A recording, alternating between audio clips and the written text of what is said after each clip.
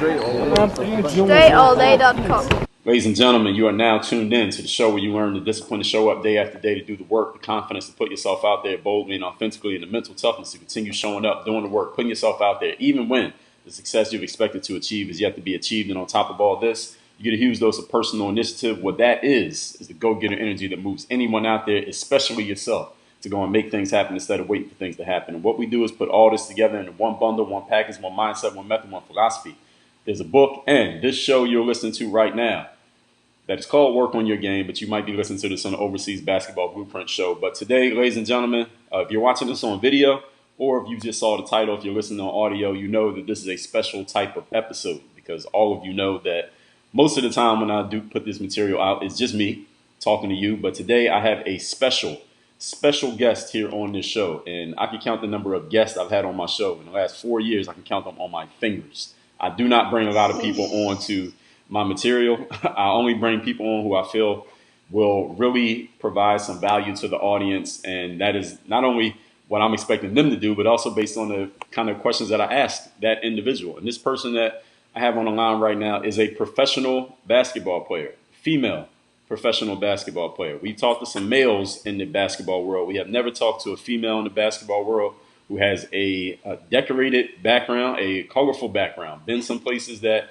some of you players out there may already be at, or maybe you're on your way to, or maybe, actually not maybe, definitely, I know many of you have asked me, hey, if I am in this situation, or if this is going on, or I'll go here, is it still possible for me to quote unquote make it in basketball? The individual that I have on today that we're going to be talking to, you're going to be learning from, has been through those things that many of you players over the years have asked me, is it possible to make it from there, Dre? And I couldn't tell you because I didn't have that background, but she has that background. So I want to introduce all of you to Taneka Rubin. Tanika, welcome to the show and thank you for being here. Man, that was an awesome introduction. Thanks, Dre. Absolutely. Thanks for having me. Well, I appreciate you for coming on here. First of all, let me tell everyone here how Tanika ended up on this show. Now, unlike some of the other people you've heard on my show, you've heard Brad Candace from EuroProBasket. We're going to talk about him in a moment. You heard me talk to my guy, Wes Pfeiffer, who I know from college. I've known him nearly 20 years. You heard me talk to my sister, Latoya Baldwin Clark, who I've known for 30 plus years. Who else did I have on the show? I can't even remember. Donna St. Louis, one of my mentors who I've known for maybe 4 or 5 years. Tanika, I don't know her as much as I know those individuals, but let me tell you what I do know about her. I know that Tanika went to EuroProBasket. Those of you who are familiar with that, if you're listening to this show, you're familiar with what that is. If you're interested in overseas basketball, you know what it is. My guy, Brad Candace, who I've interviewed a couple of times, Tanika has been through their program. We're going to talk about that a lot.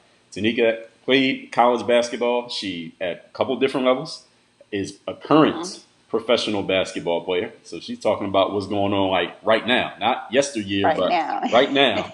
And I've seen a couple of her posts online, EuroProBasket, a couple posts where they were congratulating Tanika on, I think recently signed another contract for next season. Is that correct? I'm going to Portugal next season. I leave next month. Next season. Okay, we're going to talk about that. And I knew that with all the ball players out there who want to play overseas, I needed to make sure we get the female perspective because there are just as many female players who want to play pro as there are male players. So I wanted to make sure we're hearing from the females out there who want to play. Because I know I still hear every day from players, the females who want to play pro. So Tanika, first of all, if you could just tell us your background, just not your whole life story, but just a 2-minute background to where you came from to where you are right now. And then we're going to dive into the details of everything to fill in those gaps through the rest of this conversation.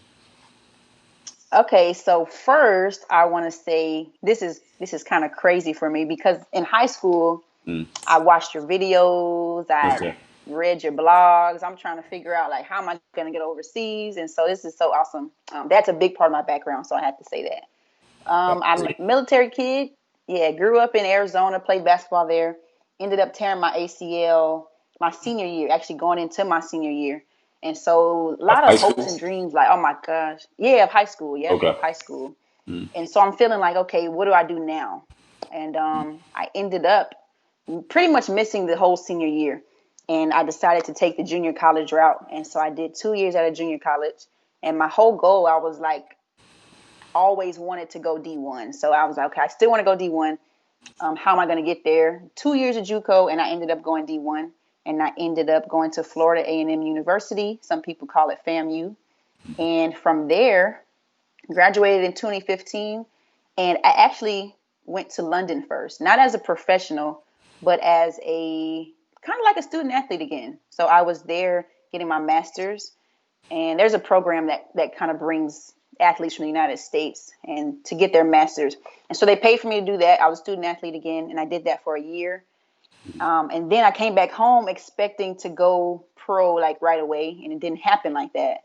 I think I spent like over a year and a half at home trying to figure things out, continuing to work out, but stayed on the path. And I eventually got my first contract through EuroProBasket to Portugal, and I'm returning to Portugal again for this is my third year.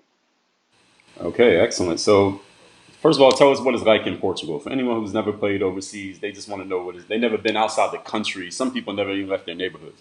So, what is it like to go to Europe and play basketball for a living? Just give people a snapshot of that.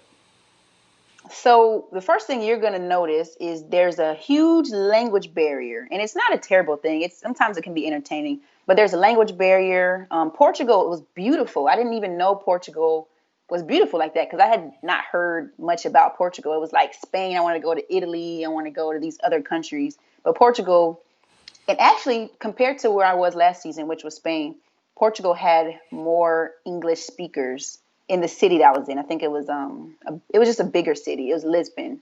And so you expect a language barrier, expect that if you're a picky eater, then you're going to have to figure it out and get over it because the food is different. Yeah, it was good. They were really welcoming. I'll say that. Okay. Well, we're gonna talk a little bit more about that in a moment. We still gonna dive into your background. Okay, we're gonna get into your business. Okay. When did you get into All basketball? right. How'd you get introduced to the game of basketball? When did you start? Did you play any other sports? Yeah, so I started playing when I was 5. I guess my dad had a basketball laying around the house. I just picked it up and started dribbling. My parents saw that I had an interest, and so they kind of pushed me in that direction. And I tried other sports, and I actually wasn't very good at other sports. I just wasn't. I don't know. But yeah, and growing up in Arizona, I was interested in doing track and field, but it was just way too hot outside. So I chose not to, which I later regretted. I later regretted that, but just basketball. What event would you have done in track and field if you had gone that route? Probably 200. 200. Okay, so you're Probably like 200. Yeah. like a sprint. Is that a sprint? What do they call it? 200. Yeah, pretty much a sprint. Yeah, it's a sprint. But Okay. not the mile because I was not huge on running. I just knew it would help me in basketball, so I would say like 200. Is track and field more popular where you grew up than basketball was? No, actually, basketball. We grew up in a basketball town. I would say Okay. that. All right. So, Yeah. what was it that inspired you to really keep going with basketball? You could have chosen not to do sports at all. Why did you choose to go the sports route, or did you leave it and come back? Or what was it that kept you in sports? So, what kept me was the people that I kind of met on my journey. And so my parents always kept me in sports, but along the way, I had these coaches who really inspired me. For example, when I got to high school, I'm a freshman, and I ended up on the varsity team. But I knew that the freshman coach used to play overseas herself. She graduated from University of Florida, and I found that out about her, and I was like, oh man, I got to talk to her because this is what I want to do, right? And so the freshmen would practice at night. We would practice right after school, the freshmen.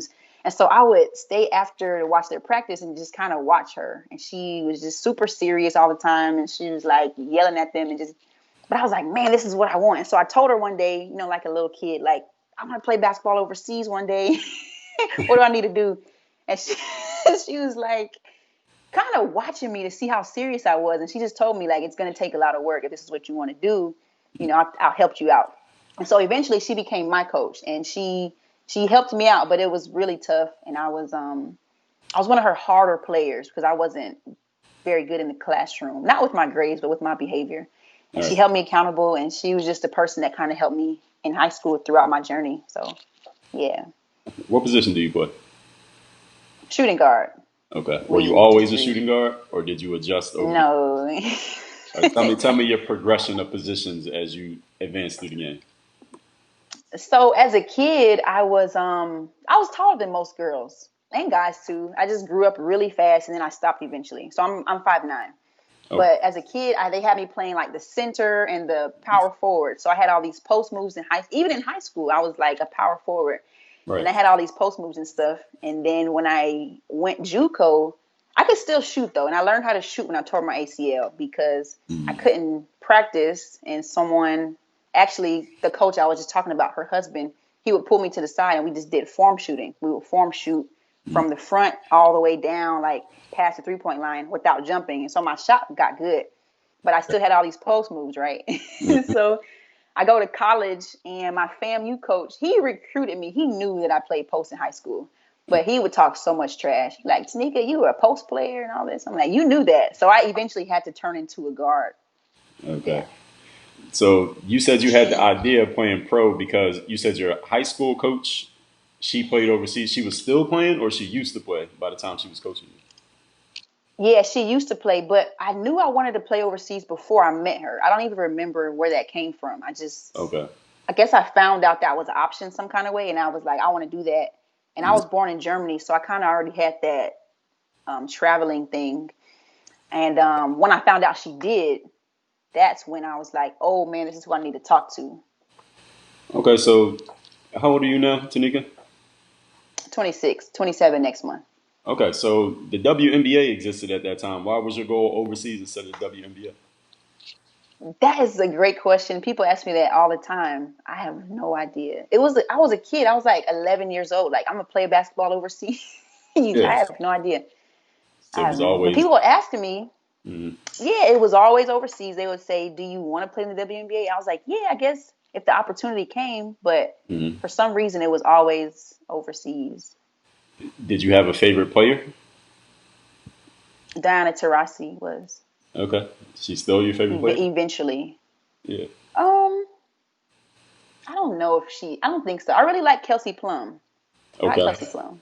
All right. What I about like her a lot. so overall? Is she your favorite player, or do you like any male? No, okay, yeah, like I thought you were talking about women. Anybody? There's so many. Yeah, there's so many. Um, ooh, that's tough. That's tough. For my favorite player, Yeah. I like Kyrie. Okay. I say I don't want to say that's my favorite. See, I feel like I'm being. Well, name if you want to I name don't more than know. one, you can give credit to more than one. Okay, We got time. okay. So I'm talking about on defense. What's his name? Beverly. Pat Beverly. Patrick Beverly, he's a beast, man. Yeah. He has a different mentality. He's not like my favorite, but he draws attention on the defensive side when I think about that. Okay. The ginger, what's his name? Blake Griffin. That's my Okay. guy. Before he got hurt and all that kind of stuff, he was really explosive in a different kind of way. So, anyways, yeah, Yeah. I don't want to say like the LeBron but I love LeBron too. So. Okay. So when you play these days, what type of player do you feel like you're? Do you try to channel a player? Do you try to model after a certain player? Do people say your game reminds them of someone? Do you try to remind yourself of someone when you play? Growing up, I used to do that. I would be like, I want to pull from this person and that person. But my game is kind of, if I were to compare it to someone, I don't even know. It's more of like a create your own shot kind of game. I'm really good in the mid range. Mm-hmm. I can create my own shot. I'm a spot up shooter. I kind of was like mainly a spot up shooter in junior college, and then going to FAMU, I had to use those other skills that I had. So it's kind of I'm a scorer. I'm a scorer. I'll say that. I don't Okay. know if I would say I model it after a person. All right. So let's talk about your high school career. Did you say, if I heard you correctly, you made varsity as a freshman? Yeah, I made varsity as a freshman. How? A lot of people wonder how that's possible. How you Okay, varsity as a freshman? so it was a good stories. Like when you think of stories, it was me and there was another girl, and we grew up in a small town. So there was like 3 middle schools, and then there was one huge high school, right? And we had to go out of the cities to play the other high schools in Phoenix and Tucson, Arizona.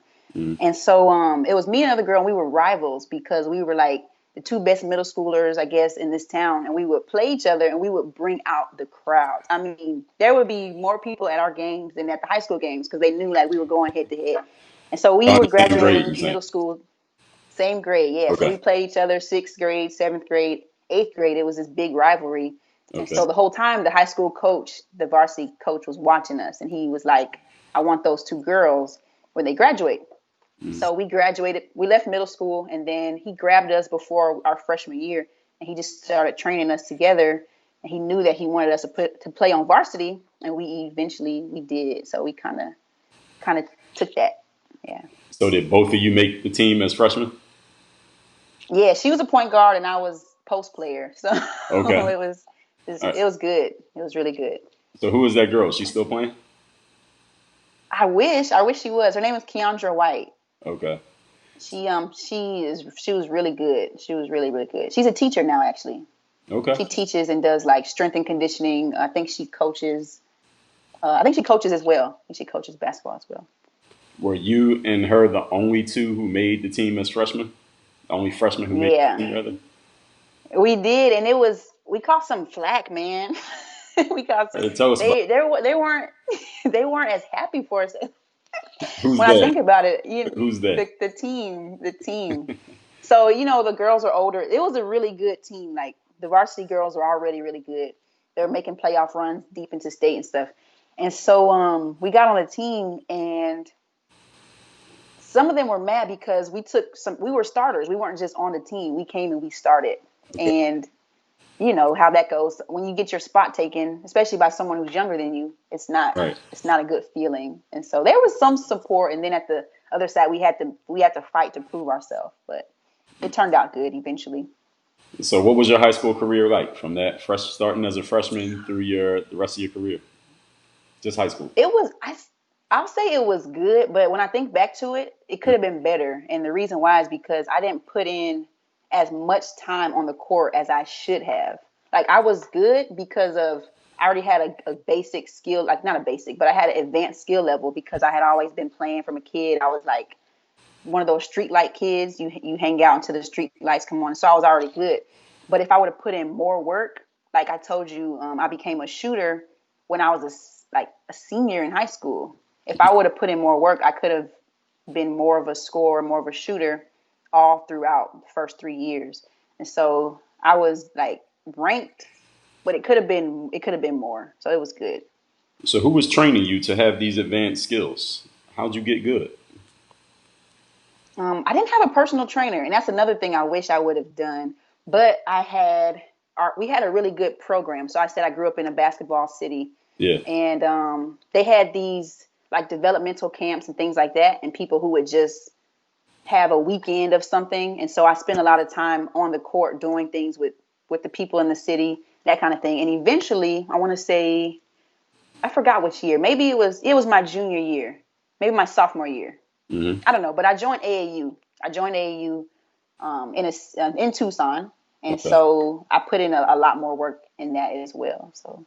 Okay, I was going to ask you about AAU. So tell me a little bit about your parents and your family background when it came to basketball.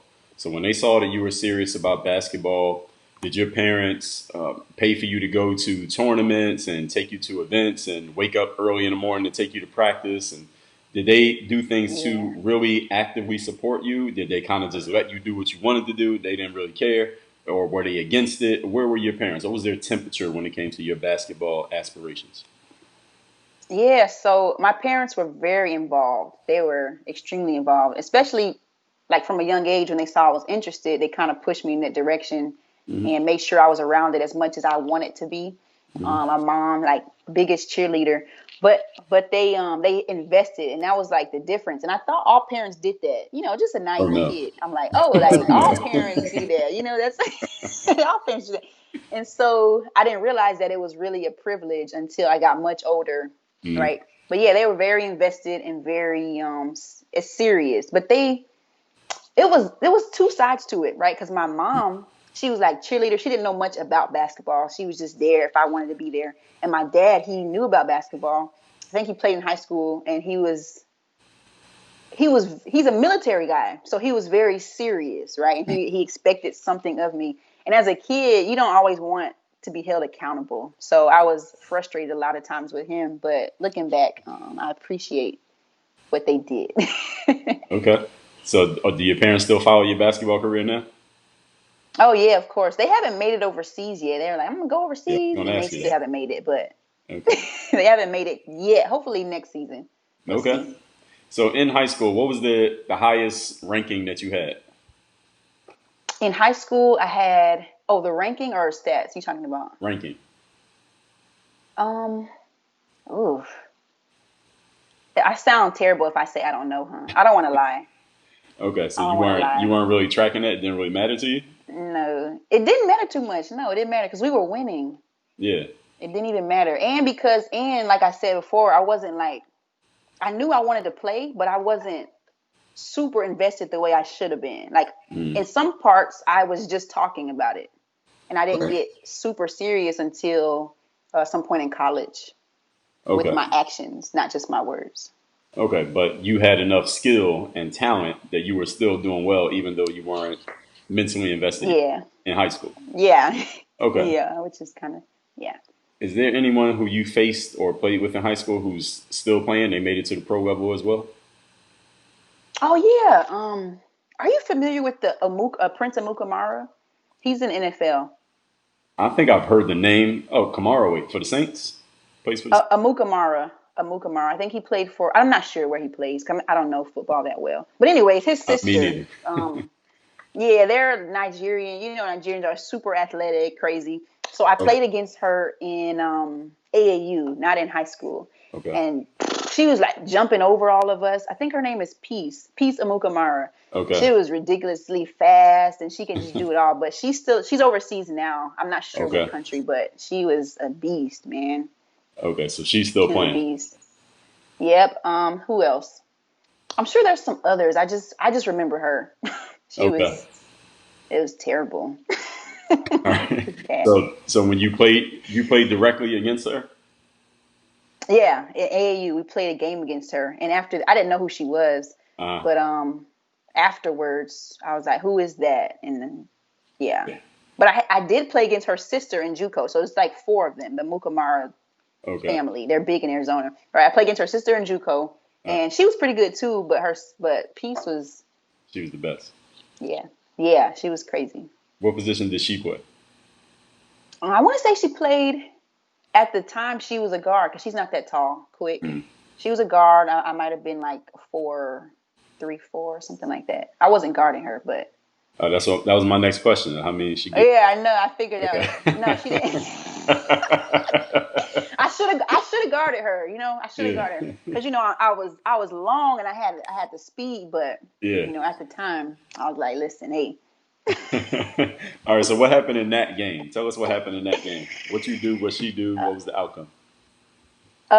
We ended up losing. I remember we lost the game. Yeah. I played a solid game. I had a pretty solid AAU career. Like it was pretty good. But we ended up losing. It was a tournament, I think, in California, and she ended up just going crazy. You know, she just had a crazy game. But it was her athleticism. It's not even like she could really score. That's the thing. She was just quicker, faster, stronger. And Right. then you can tell the difference when high schoolers aren't lifting weights. A lot of them aren't lifting weights. We weren't in the weight. We weren't in the weight room. She had a natural athleticism, so Right. she was like driving in the lane and just giving work. So it was crazy. Okay. It Well, was I'm looking her up now. She went to Arizona State after high school, right? yeah. All right. Yep, she sure did. Okay. So the cornerback, the guy, his name is Prince. Okay. And she's Yes, Prince Amukamara. okay. Yeah. It says he's a grandson of a Nigerian king. He plays for Jacksonville, at least Yep. according to this article. Okay. No, I don't know who he is. I have not heard of him. But okay. Yeah. So Athletic family. yeah, it sounds like it. So you said in high school you tore your ACL. Senior Yes. year? It was going into my senior year. We were getting ready to we were like in a travel season. So it was like a summer league thing. Hmm. We were at one of the local junior colleges at their gym. It was a tournament. And so regular game, I think what makes it so bad is that I didn't feel like playing that game. I was kind of like just there. And so I went up for a rebound. I came down, and it just worst pain I ever felt. My knee was like on fire. Which knee was it? And my left knee. It was my left knee. Was it a And contact? so I went down. A contact. No, there was no contact at all. It was just me by myself. I went up and came down, and it just tore. So and when I think back to it, I'm sorry to cut you off there. Did it happen when you No, you go jumped? ahead. Did it happen when you left the ground, or did it happen when you hit the ground? When I hit the ground. Okay. When I hit the ground. And I felt like my whole leg was on fire. It was really bad. And when the coach came over, she didn't have a good face. I guess because it started swelling up right away. I guess that's a sign that something's torn. And she was just like, wasn't looking very encouraging. So I knew something was wrong. Right. And what I realized was that it was because I wasn't doing any weightlifting. Females are more susceptible to those kind of injuries, especially when you have weak hamstrings and imbalance in your quads. And so that was what was going on there. So the ACL tear happens. This is before the actual high school season, you're saying? Yeah, it was a summer. Okay. So did you already were you already being recruited? Did you have prospects? Did you have ideas of what schools you wanted to go to before that happened? Yeah, there were some D2s and D1s. And so I was just like, yeah, I'm going to be set. I'm going to be good going into my senior year. It was more schools on the West Coast, like Portland. There was Ohio, a couple of schools in Cali. And I was like, all right, I'm going to be good. And so after I tore my ACL and I wasn't playing, I lost a lot of that interest. And so I went into this spiral where I was like, it's over. Basketball's over. What am I going to do? That kind of thing. So I want to dive a little bit more into the ACL things. A lot of athletes, they get injured and they ask me these things, and I haven't had that kind of injury. So I want to talk to you about it. You came back from it, and you're a pro right now. So who was the biggest school that was recruiting you at the time that had you most excited before you tore your ACL? Ohio. University of Ohio. Yeah. Okay. Yeah. So when you tore your ACL, so they took you to the hospital that night. When did you actually find out that your ACL was torn for sure? I want to say it was not until a few days later. Okay. Or something. It wasn't right away, but I had to go get an MRI, and then the MRI said it was torn. So when the doctor told you it was torn, what was your reaction? I was I think I cried. I'm pretty sure I cried. And I got depressed, and not a depression where I was just like in my room and stuff, but inside I was thinking like, dang, I put in all this work and I was ready for my next step, and now it looks like it's not going to happen. And so I started to kind of lose hope and get really frustrated. So yeah. What did the doctor tell you initially? Was it a sports doctor? Was it a general practitioner? Who was the doctor that you went to go see? Initially, it was just a regular doctor. And so they told me, you tore your ACL. You are not going to be able to play this season. And that was basically what I remember. I don't remember too many other details. I'm sure they probably said something else, but it was kind of like a blur. But I do remember that. You're not going to be able to play this season. What did your parents and coaches tell you once they found out? They were trying to be very encouraging, and they were very encouraging. They're like, Tanika, you can do this, you can come back from it. And my parents were looking for someone to help me, like a trainer. And we ended up finding somebody. We found someone, because there's like, I don't know if you know, before you go into surgery, you should have like a level of strength in your leg before you go into surgery, because it will help you with the post-surgery recovery. Okay. Right. And so we got someone to help me with that part. And it was a grind, man. It really was, because it hurt really bad. But I stuck to it because I wanted to come back. Okay. So you said it hurt really bad. So when you actually landed on the floor, I get into detail. I don't know if people. Yeah, that's I get into detail on these questions. So when you landed on the floor, you say you felt your leg was on fire. Like, did you cry there on the court? Did it hurt that bad? What did it actually? I'm just trying to understand what that feels like. I actually screamed, and I didn't even know I screamed, because I'm not like a screamer. But my teammates, they were like, "Girl, you were screaming." I was screaming because my leg literally felt like it was on fire. So I guess I was crying, but I guess more so it was like a shock, and I was screaming, yeah. But the pain afterwards was like, afterwards, after I started to work it before the surgery, it was more so like the swelling, and I had to get the swelling down and get my range of motion. So the whole goal was to get my range of motion back before I get into surgery. And so that's when I say it hurt. That was the most pain. So did you do that? Did you achieve getting your range of motion back? Yeah, I did. That was like really, really bad, but I eventually got it. How much time was it between the actual injury and when you actually had surgery? Because I know some people do it sooner, some people it takes longer. It was 1 month. Okay. So in that Yeah, it month, was a month. when you went and found, was this a physical therapist? Was there a trainer? What was their professional title?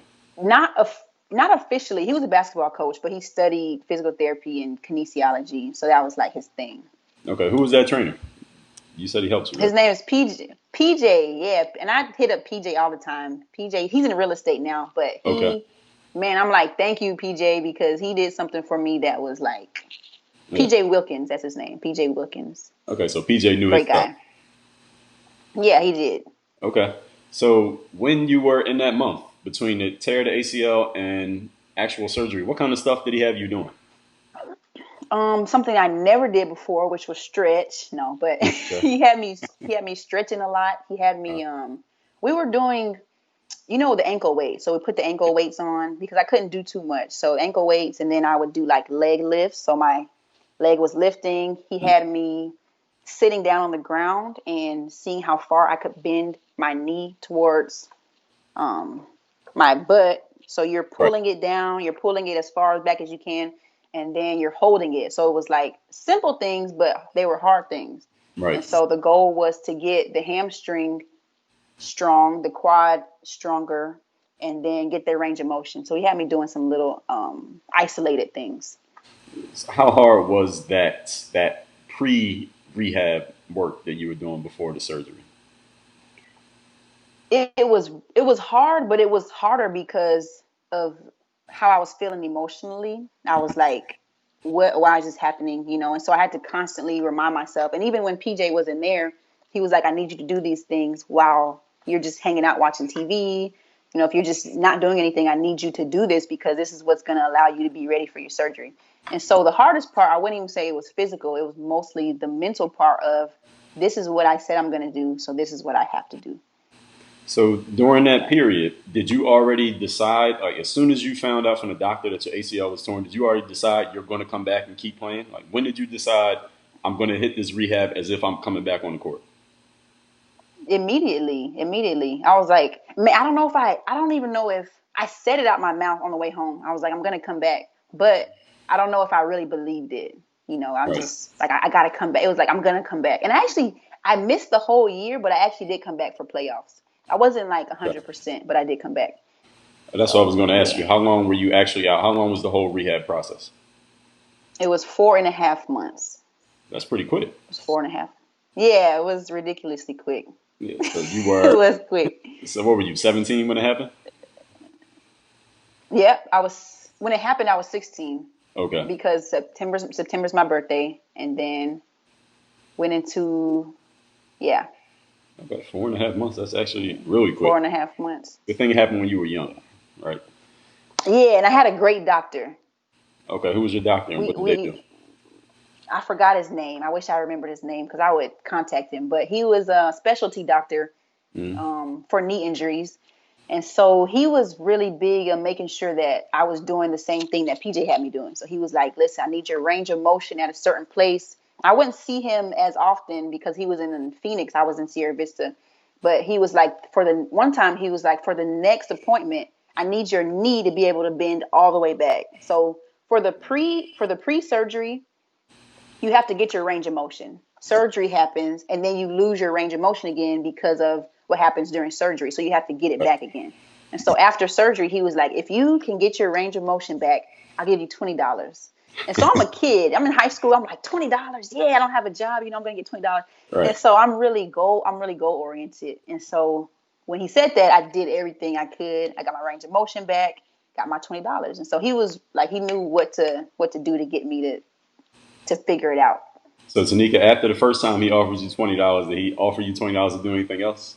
He probably said you're Nope, he gonna lose all his didn't. money, right? Nope. He's probably Exactly. okay. So Yeah. what is it like to actually have ACL surgery? Did they put you under anesthesia? What does it feel like? From what? Yeah, they put you under anesthesia. Mm, And what I remember is being in the that cold room.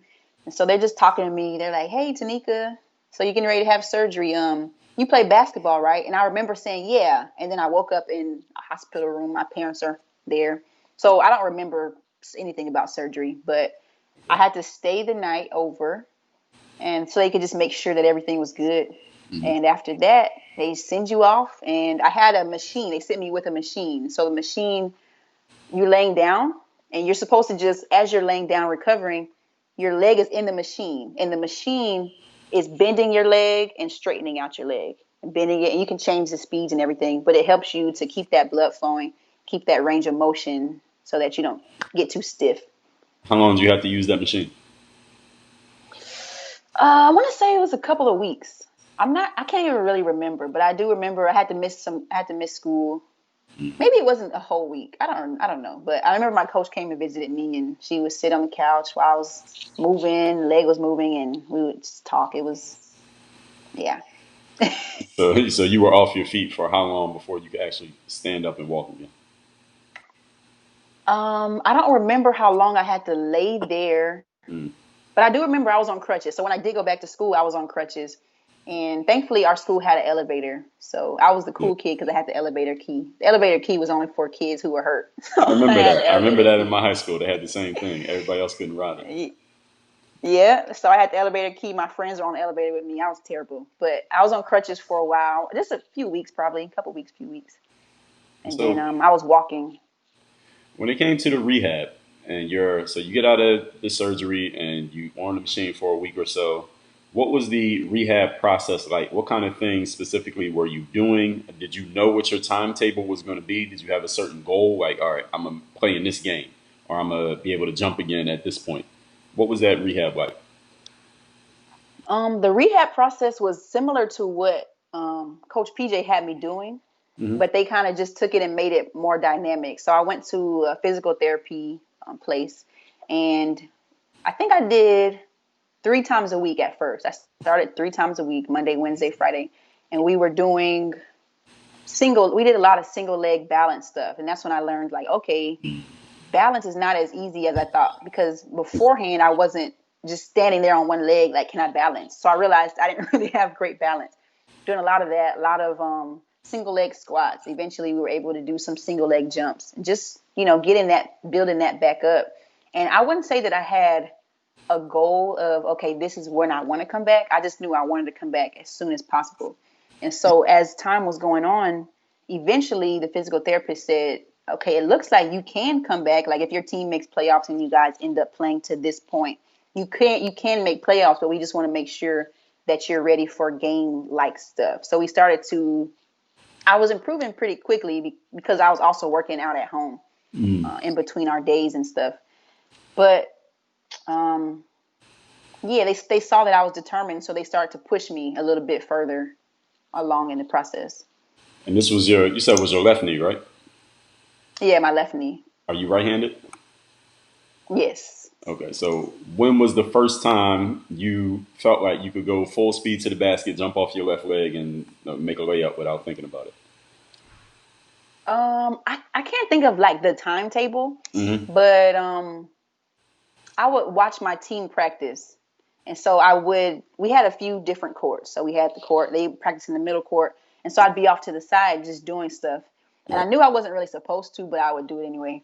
Yeah. And so I want to say just a few, maybe 3 months in, something like that.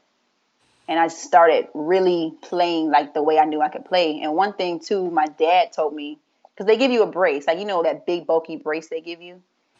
I've seen it. Have you seen it? I've never worn Yeah, you've seen it. it. Yeah, of course, right, of course. So my Yeah. my dad, he was like, "Don't wear it." I was like, "What do you mean? Mm. Like, don't wear it?" He's like, "Do not wear the brace." I was like, "Okay." So I listened to him. I knew he knew what he was talking about because he had a couple of knee surgeries himself, and he was just basically telling me that it was the mental part of, if you wear the brace, and you start playing in the brace, you're going to feel like you need the brace. Now, this is not medical advice. Now, if the doctor tells you to wear the Gotcha. brace, people watching, wear the brace. But for me, I knew that I had played against players. As soon as we see the brace, we're attacking you at that side because we know that you can't, we know that you can't really move like that. And you probably don't believe you can because you're wearing the brace. Right. So I didn't want to be that weak player, not the weak player, but I didn't want to be that player that gets attacked because they have on that brace. Yeah, you don't want to be a player And who's seen as weak. thank you. That's the way. Exactly. All right. So, was your father an athlete? You said he had a couple. Yeah, he played football. Okay. Yeah. What position did he play? I feel really bad. I don't. You better hope he doesn't see. I knew you were gonna ask. I knew you were gonna ask that. I was like, He'll tell you after he sees yeah. what position he plays. Yeah, he will. I'm sure. So after the ACL thing, when you came back and played, what was your game like? How many games did you play that season? I only played because we were in the playoffs. We played that game. We played 3 games. So we won the first game, won the second game, and then we hosted one of the playoff games at home, and we ended up losing. And my game was very different because even though I didn't have the brace on, I still didn't know if I was 100%. So I played different in terms of, like I told you, that's when I learned how to shoot. And so I was I was spotting up, shooting the ball. They like, man, so she can shoot a little bit better. What is up with that? So I'm hitting threes. I did not hit threes before. Right. And so as a result of my ACL tear, my game completely changed. And so I kind of had both aspects. Once I got 100%, I became like a all-around scorer. Okay. So, and at the end of your high school career, were you still a post player at that point? They didn't have me in the post. No, Okay. They didn't have me in the post. I was running on the wing. Okay. I guess she didn't want me like down there doing too much. Okay. So, did you have was there any other mental baggage that you had from the ACL incident after you came back? Mental baggage. Besides not feeling 100% confident, is that what you're? Yeah, that's what I mean. Like, was there anything slowing you down mentally when you got on the court? Like, were you nervous to explode off your left leg or to move laterally or put force on that side of your body? Did you have any of those issues? Yeah, absolutely. I did. Okay. When I first got put in the game, she put me in. She was like, "I'm just going to play you for a few minutes and see how you feel." And so I was playing, but I wasn't confident. You can tell that I wasn't myself.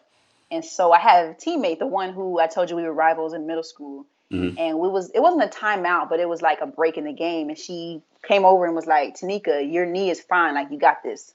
And I was like, "All right, yeah, I got this." And so then I started playing more confidently. Right. And so I still wasn't myself, but that gave me a boost of, you know what, I'm out here. I made it through the process. Like, I'm just going to play my game. Right. And so, yeah, there was definitely some mental baggage there. So, all right, now your high school career ends. Now it's on to college. Mm-hmm. So tell me what happened the summer after graduating high school, but before you started college, as far as your next steps. Did you have offers? Did you know where you were going? What happened there? And how'd you end up where you ended up? Yeah, there was a few JuCos, I'll say a few, that were interested in me. And there was another school, it was an NAIA, or I'm not sure, but they were a business school. Mm-hmm. So that was like their specialty. They were a business school. And that was actually what I was into when I was in high school, like marketing. So they were a business school, and they actually came to the coach and his wife. They came to watch one of the games during the playoffs, like when I wasn't really 100%. They came and watched the game, and they gave me an offer, but I didn't want to go to the school. Not because I didn't like the coach or anything, but I just knew that I wanted to go a little bit further. And so I was like, okay, let me backtrack. So junior college at the time, and I think even now, sometimes junior college is looked at as like a low. If you go JuCo, it's just you're not good enough. And Something's wrong with you. And so I was, yeah, something's wrong with you, right? You're not a real athlete. And right. so I was dealing with that. That was like the whole thing I was dealing with. And so I was like, I do not want to go JuCo. You know, my peers, the people I know, they're going here and there. And so I was really comparing myself.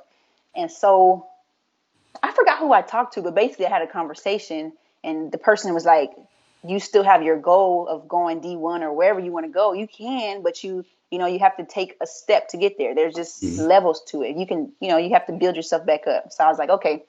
And there were two JuCos that I narrowed it down to. One was in Tucson, Pima Community College, and one was in Glendale Community College. And Pima was the better one. They offered me first, and then Glendale offered me shortly after. And most people were expecting me to go to Pima because they're the better school, same conference. And I chose to go to Glendale. And people were like, why'd you go to Glendale? They weren't really all that great. But I understood what JuCo was. It's kind of like a D League. You have to stand out. You don't need to be around all these other great players. Not that I don't think I could have stood out, but the goal is that I want to go to the next level and get have the best stats I can, have the best show out that I can. And so I understood I could kind of build my name in Glendale. And that's pretty much what I did. Okay, so that's a little bit of hustling you did right there. So you chose to go to the place where you knew you had the best chance to look good so that you could get to the next step. Okay, that's interesting. Absolutely. Did you talk to anyone about that decision before you made it, or was that just all you deciding on your own? This is my dad. Me and my dad had that conversation, and he was just telling me like, okay, here's your options. You can do this or you can do that. And I was like, you know what? If I want to go to the next level, I understand. Like, he was like, all right, let's do it. So he helped me out. Very interesting. So when you were looking at those JuCos, had all your D1 and D2 offers basically disappeared by that point? Is that why you were looking at JuCo? Yes, they were out the window. Yeah. Okay. They moved on. It was gone. Okay. So your JuCo offered you a scholarship. You were saying they offered you, that's what you're referring to? They gave you a scholarship? Yeah, they offered full scholarship. Yeah. Okay. So a lot of players ask me personally about playing JuCo. Like, if I go JuCo, can I still go to the NBA? Can I still go play overseas? You did it. What is it that you did did you go 2 years of JuCo or 1 year? 2 years, yeah. All right. So your 2 years in JuCo, what was it like? Was it what you expected playing college basketball? What did you do there? Knowing that you were only at a JuCo because you got injured, you would have been at a D1 or D2 had you not gotten injured. What was your mentality? Like, how'd you stay positive being 2 years at a JuCo? The only reason that happened is because of this one bad break. Like, tell me about your JuCo experience, especially what was going through your head at that time. Yeah, so at this point, going into JuCo, the depression thing was over. I was done being sad. I knew, like, I'm here and I don't want to end it here. Like, I want to go to the next level, right? So my mindset was always, I have to do more. I have to work harder. I have to put in more work. And so that's kind of the approach that I brought to practice. That's the approach I brought to games. And I actually only wanted to do 1 year. So after my first year, I went to my coach. I was like, all right, coach, I think I'm ready. I'm ready to go to the next level.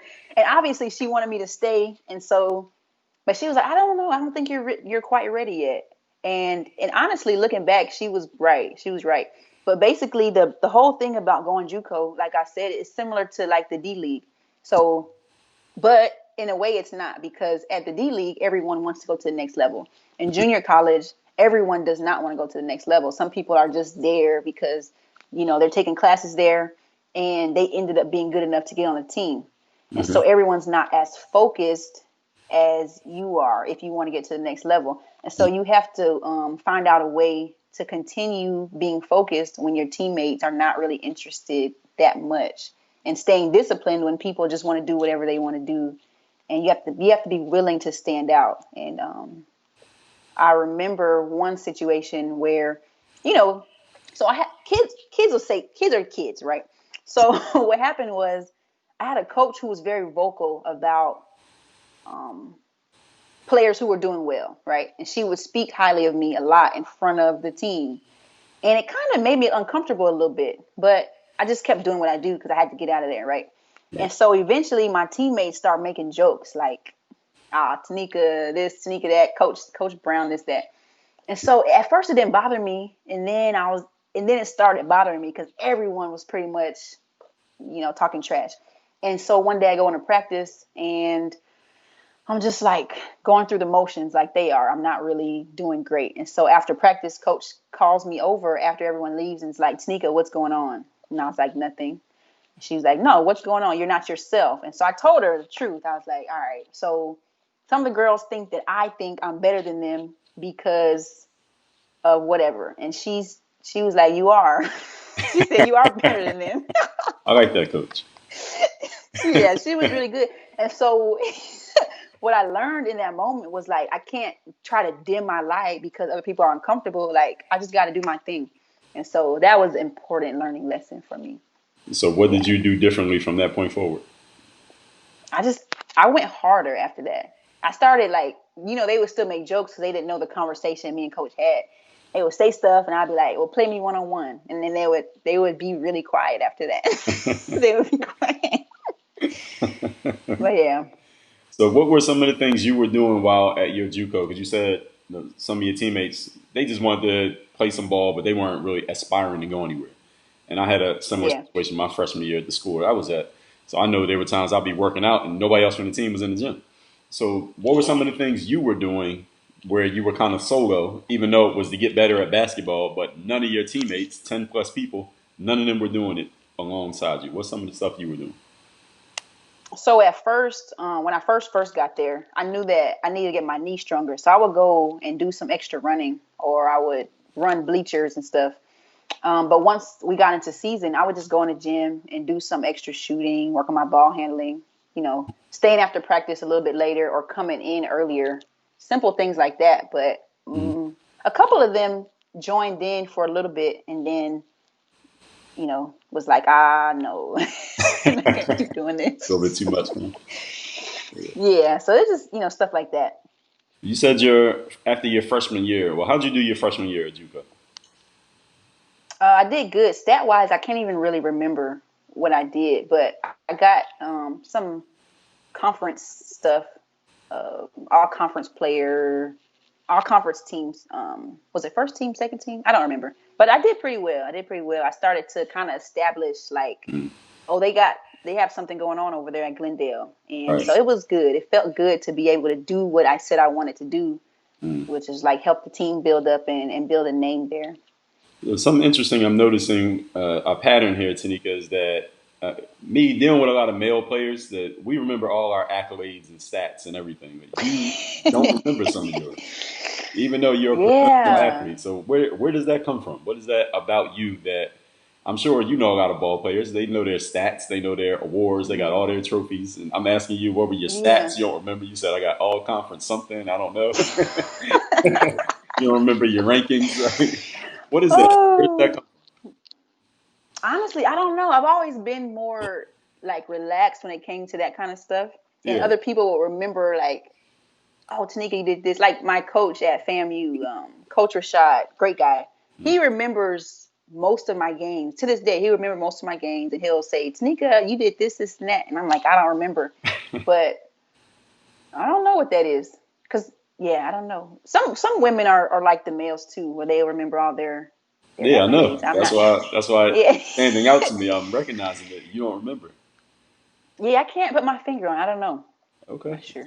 We might circle back around to that. So anyway, your freshman year, you said you did good and you made some all conference honors. You were recognized. People recognized that you were doing your thing. Did you start to have offers after your freshman year to transfer out of there? I did, but they weren't the offers I wanted. They weren't the offers I wanted. And I don't even remember the schools, but after I went to a combine too. It's called a combine, like a combine. So I went to one, and then after that, I started to get some more looks. And I decided not to go that route and just take the other year and do another year. So the combine you went to, what was it for? It was for college? It was for college. Yeah, it was for college. I'm not sure if they call it a combine, but it was like a showcase or something. It was for college, and I ended up going. It was 2 days. One day was I can't remember the company or the group that did it, but the first day was like the skill day. And so I think a lot of combines are set up like this. You do your skill work, you run, you see how athletic you are, ball handling, shooting, and then the second day they put us on a team, and then they said, just ball out. Right. So that Yeah, combine was it specifically for junior college players trying to show themselves for 4 year I school? believe so. Okay. Yeah, we were all JuCo players. How'd you do at the combine? I didn't do that great.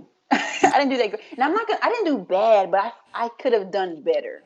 Right. And yeah, I could have done a lot better.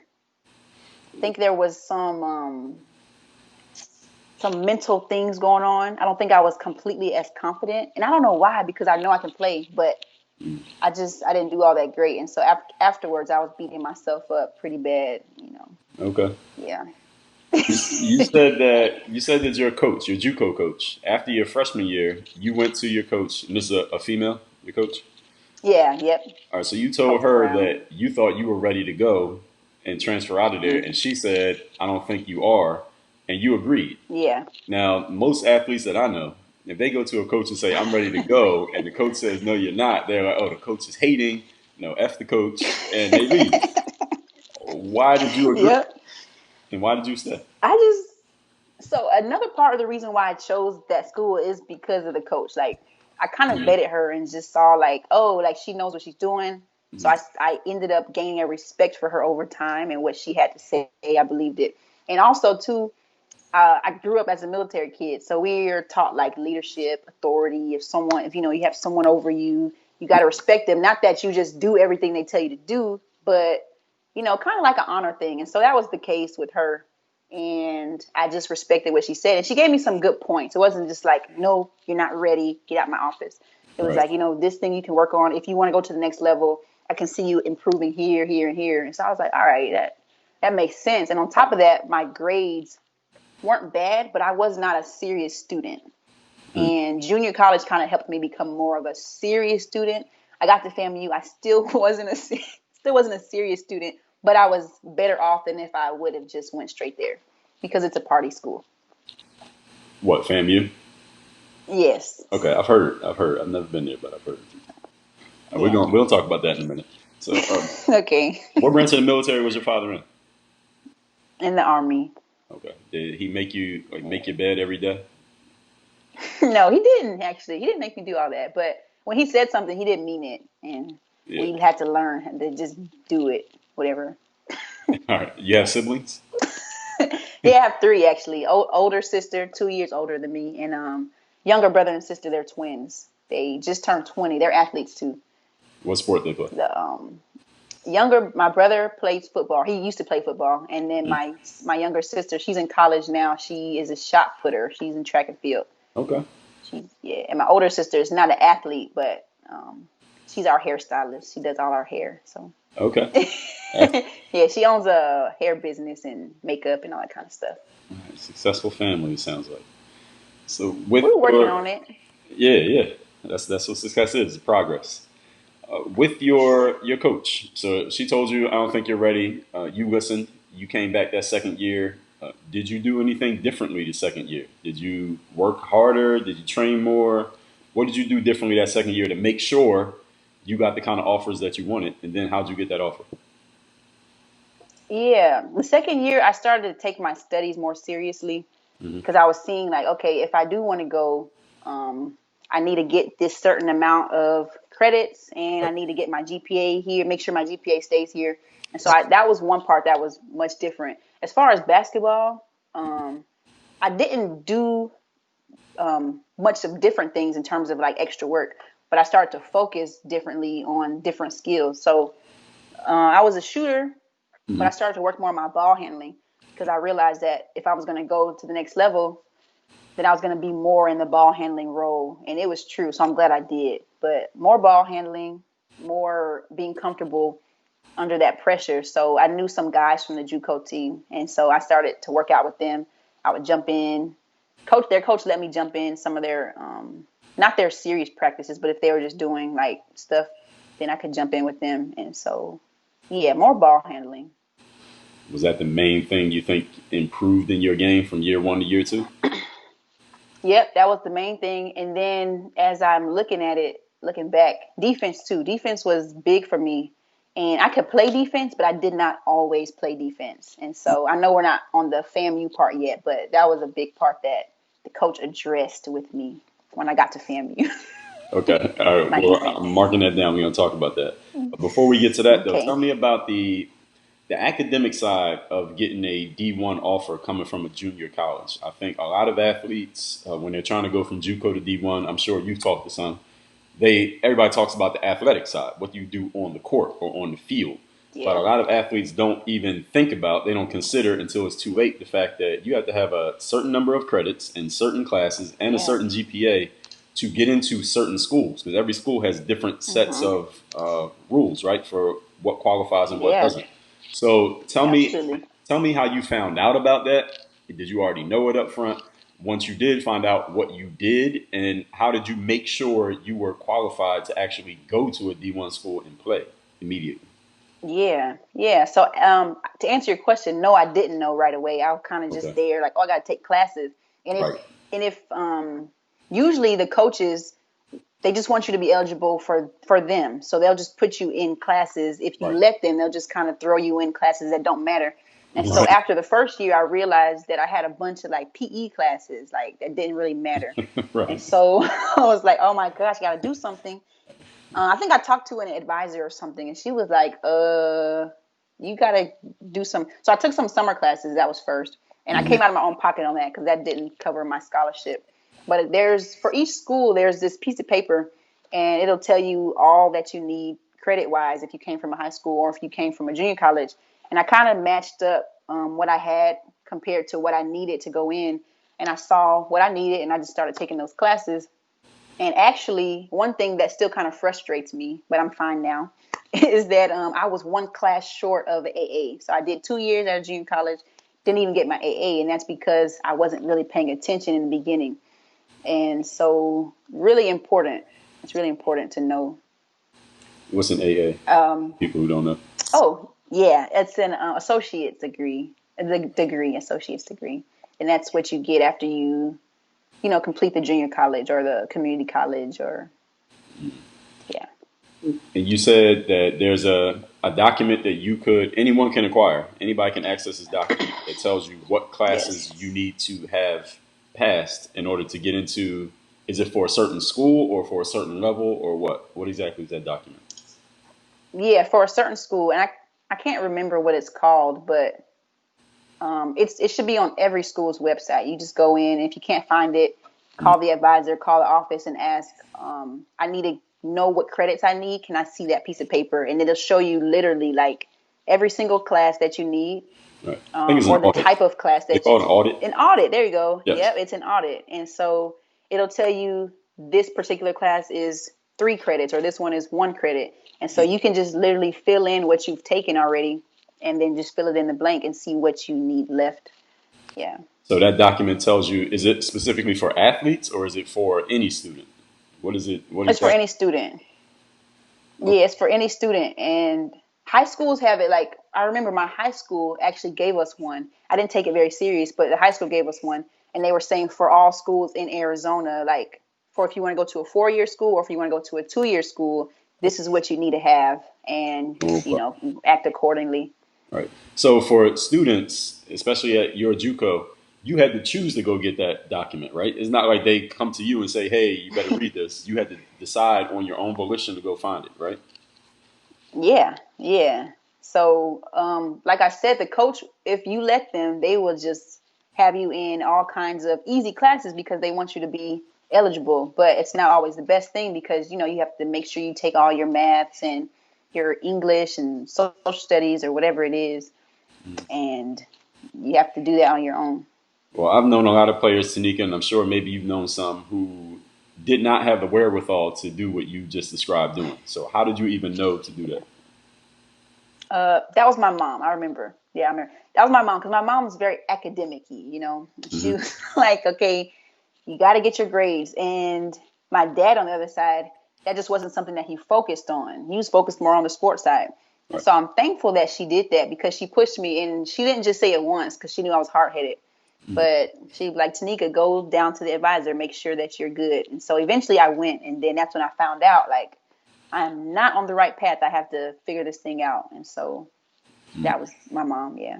Okay. So even thus far into this conversation, it sounds like your parents played a critical role in supporting you both on and off the court. For you had to do the They work, did. but they definitely sound like they Yeah. provide a lot of support. Yeah, absolutely. They did.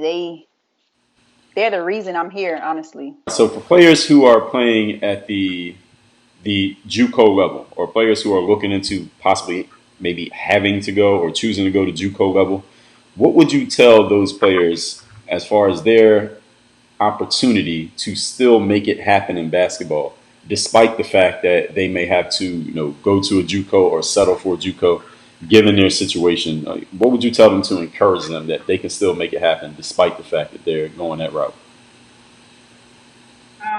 Basically, at this point, so what would I tell a junior college player, right? Yeah, or a player who's about to go to junior college, they know that's where they have to go. Yeah, basically, I would tell them that it's an opportunity for you to grow because that's what happened for me, right? So I'm over there. I'm thinking that I took a step down, but in reality, I developed as a better student. I developed as a better athlete. And so I would tell them, like, I know so many players who went straight D1 or straight D2, and they weren't really ready mentally. They weren't ready. They're still a kid.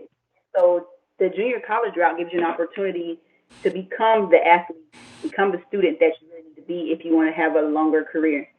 Yeah. Okay. So you say that in college is the time when you became super invested. When exactly did that happen? I said in college, but it was actually at the end of college, honestly.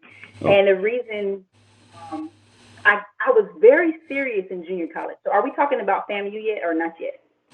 yeah. Well, we can talk about just whatever is the answer to that question. You can tell me. Okay, so I got to FAMU. I was very serious in the junior college, very, very serious. Then I got to FAMU, and it's not like I felt like I arrived or anything, but it was just a whole new world, right? I came from Arizona, and now I'm in Florida. I have like it feels like I have more freedom, even though it's not true. I still have freedom in junior college, but it was like everyone was so free, the party school, this and that. And so I started to kind of relax a little bit. And I was just staying up later. I was having fun, drinking the whole thing. And so at that point, I was still more skilled than most people. And so I had a pretty good career, but it wasn't great. Like, it could have been a lot better. And so at the end of it, when I realized, like, okay, I still want to play basketball overseas, it's going to take more than what I've been doing. That's when something clicked, and I was like, okay, I got to get more serious.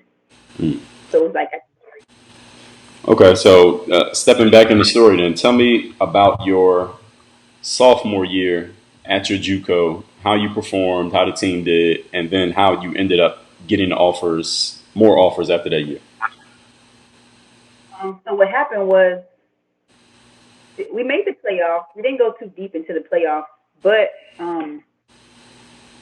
it was good. It was good. Our coach was happy. She was like, I'm glad that you stayed another year." And I did well, but I think that I was so ready to leave that at the end I didn't really do as much as I could have done. And so I think about that often too. I could have done a lot more, but I was ready to leave. And so before the season ended, I knew I was going to FAMU, and it wasn't like I had a bunch of offers still. I wanted to go to Florida because my family had moved to Florida, and Okay. so before the season ended, I had been sitting there like writing emails and emailing a bunch of coaches like on the East Coast and in Florida.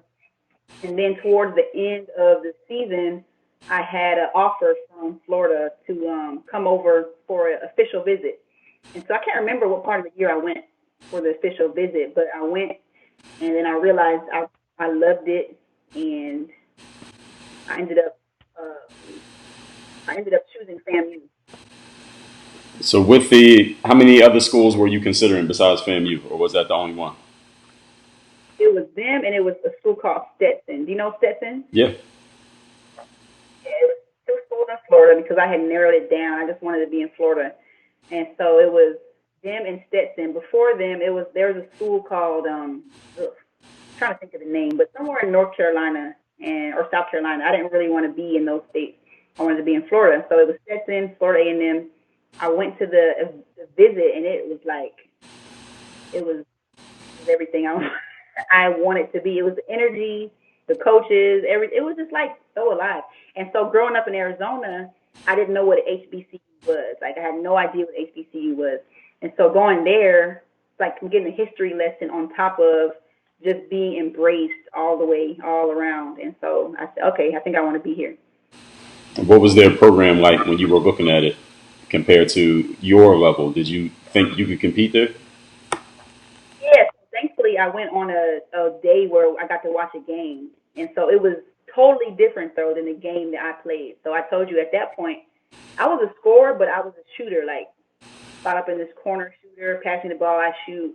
Just kind of like a sharpshooter kind of thing. But you get down into Florida or HBCU, period, it's a much more aggressive game. And so even when you're in the stands, it's a lot of the crowds like yelling at you, cussing at you. It's really a fun environment to play in, but it was really like high energy, high level. And so I felt like I could play in that environment, but I understood like, okay, I have to change my game a little bit. I have to be more aggressive if I want to play in this environment. So, yeah. So the day that you got your offer to go to FAMU, like tell me how that happened, how you felt, who was the first person you told about it, what happened? First day, so I think I was there for a weekend. So I came on a Friday. The coaches took me out to eat. We talked a little bit. They told me what they liked about my game. I asked them questions and stuff. The next day was a Saturday. I went to watch the game, and after the game, I went with the team in like the locker room. So they were doing their whole locker room thing. And then after that, the coach held me back for a while, and she was just like, "Hey, Tanika, we want to offer you a full ride." And I was like, "Oh man, my dreams are coming true." So I'm thinking like, this is great. Yeah. And so I called my parents, and tell them that they offered me, and I think that I want to go ahead and pursue this. And they said, "Okay, whatever you want to do." So the next day was my last day at the official visit. Ended up flying back, and then I told my coach at the time. So it was the end of the season, so I'm still, in Glendale. So I told my coach, he said congratulations and all that kind of stuff. And then we ended up having a signing with my teammates at the time, and then my mom and my brother flew over from Florida, and then we had a little party. It was good. Okay. So you accepted right there on your visit? Yeah. Oh, that's a good question. I don't think I did. I think I was like, let me wait. Okay. And so I think I told them I wanted to. Now it makes me feel like I did, but I didn't. I wanted to accept it right then, but I felt like I should. I felt like I shouldn't because I didn't want to be here. So I didn't. Yeah. Okay. But you were still happy that you had the offer because you knew you had that in your pocket. Okay. Yeah, exactly. All right. So did you have more games to play at JuCo after that offer happened, or was the season already over? No, we had the playoffs after that, Okay. and so that's when I said that I feel like I could have gave more because I was feeling like, all right, I'm out of here. I'm on my way out, and so it's not the best thing. How I was feeling, and so yeah, we had the playoffs. Okay. So the summer after your sophomore year at JuCo, you're going to Florida A&M University. You got a D1 full ride scholarship. How did you change, and how did your preparation change heading into that junior year? I got more. I got a trainer down here, so I moved to Florida, where my parents are. Got a trainer down here, and we did a lot of running. So they were familiar with FAMU style of play, running gun up and down. And so we did a lot of that, making sure my endurance was good. But it wasn't too much difference. Like I was doing this kind of stuff when I was in junior college, and I just basically got a trainer for the first time. So I had never had a personal trainer. I got a personal trainer, and it got me more focused because it's that one person looking at your game, seeing how you can improve, and kind of just nitpicking at the little things that you need to improve on. But as far as my work ethic and things like that, it didn't change too much. It didn't change. Just more focus on what I need to improve individually. What was it like on the court once you got on the court at FAMU? Now you're at that D1. You got a full ride scholarship. What was it like when you first started practicing with your teammates, playing with them? Your coaches got to see you, and now they're really your coaches. They're not trying to sell you anymore. What changed? What was it like? It So I'll say, so when we first got there, we got there early. So, athletes get there early. And so we weren't really like in practice mode. We were doing like pickup games. So we were doing pickup games. And it was our very first pickup game. And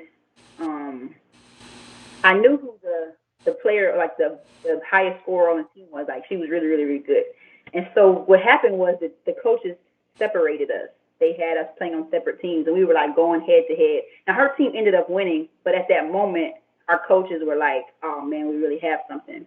And so it was really good to be in an environment where I'm around like ballers now. I'm around people who actually want to play, who want to play at the next level. But once the season started and we're in the preseason mode and working out, it's totally different. Like, they're not trying to, like you said, they're not trying to sell you anymore. They're not trying to get you to come to the team. Now they have you, and so it got very serious. No games, no BS, none of it. You come ready to work, and right. It was tough. It was tough for a lot of people. But as a junior college athlete, if you are a junior college athlete, they expect you to come in already having a mindset of work, because you're not a freshman. Right. You've done this, so it was good. It was high expectations.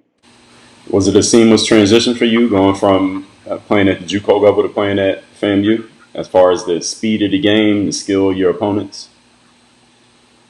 It actually was. Yeah, it was seamless. But I could have put in more work. So I did very well. I was still I was second highest scorer on the team. I'm doing well in the conference. People know who I am. But like I said, I wish I would have put in more work. And I keep saying that. So, like, for you players, you don't want to be in that position to where you wish you would have put in more work, Yeah. Well, I think this is on your website, I read that your senior year of college didn't go the way that you wanted it to go. There were some challenges that you dealt with. Tell me about that. What happened? Yeah, so my junior year was great. It was really good. We had a very strong unit as a team. Like, we were great teammates, all that kind of stuff. Senior year, a lot of those girls left, and there was a lot of new recruits that came in, right? New recruits.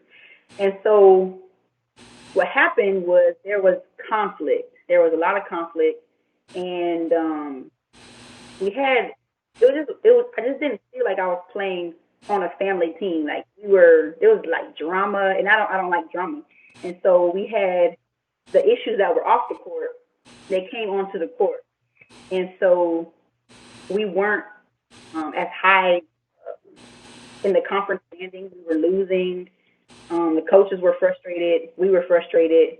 And I personally don't think that I performed the way that I could have performed, like going from a good junior year to I should have had an even better senior year. And it wasn't that case. It was just like I felt very uncomfortable in that environment. So what was your performance like your 2 years at FAMU? My junior year, it was very good.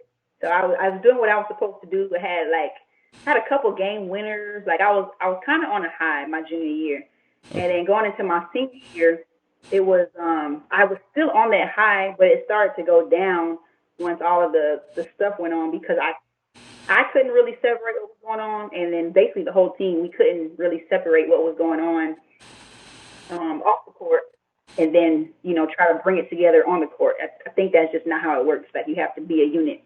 Right. And so myself and most of the other seniors, all the other seniors, we were just like really ready to go, and it showed. It really showed. And so the morale was gone, and it was down, and it was a tough year. It was probably the worst year I've played basketball with the team. It was bad. But what's your Tanika, the position that you take amongst the team? Are you a vocal person who will stand in front of the locker room and preach to the team and say something? Or are you a person who won't say much? Do you talk to people, pull them aside one-on-one? When you noticed that there were problems, what did you do, knowing that there was an issue? Yeah, so I am not a very vocal in front of, at the time I wasn't. So at the time I wasn't very vocal in front of the team. And so I was more so a leader by example. And that's what the coach expected of me. She was like, Tanika, listen, I know you are not very vocal. I know you don't talk that much. but I need you to lead by example. And so that's what I did. And even sometimes I would pull people to the side and be like, hey, you know what, we have to get this together, that kind of thing. But no, I wasn't like gonna preach in front of the team. But looking back on it, there are times when I should have been more vocal than I was, and I see where it could have kind of sparked something, where we needed something.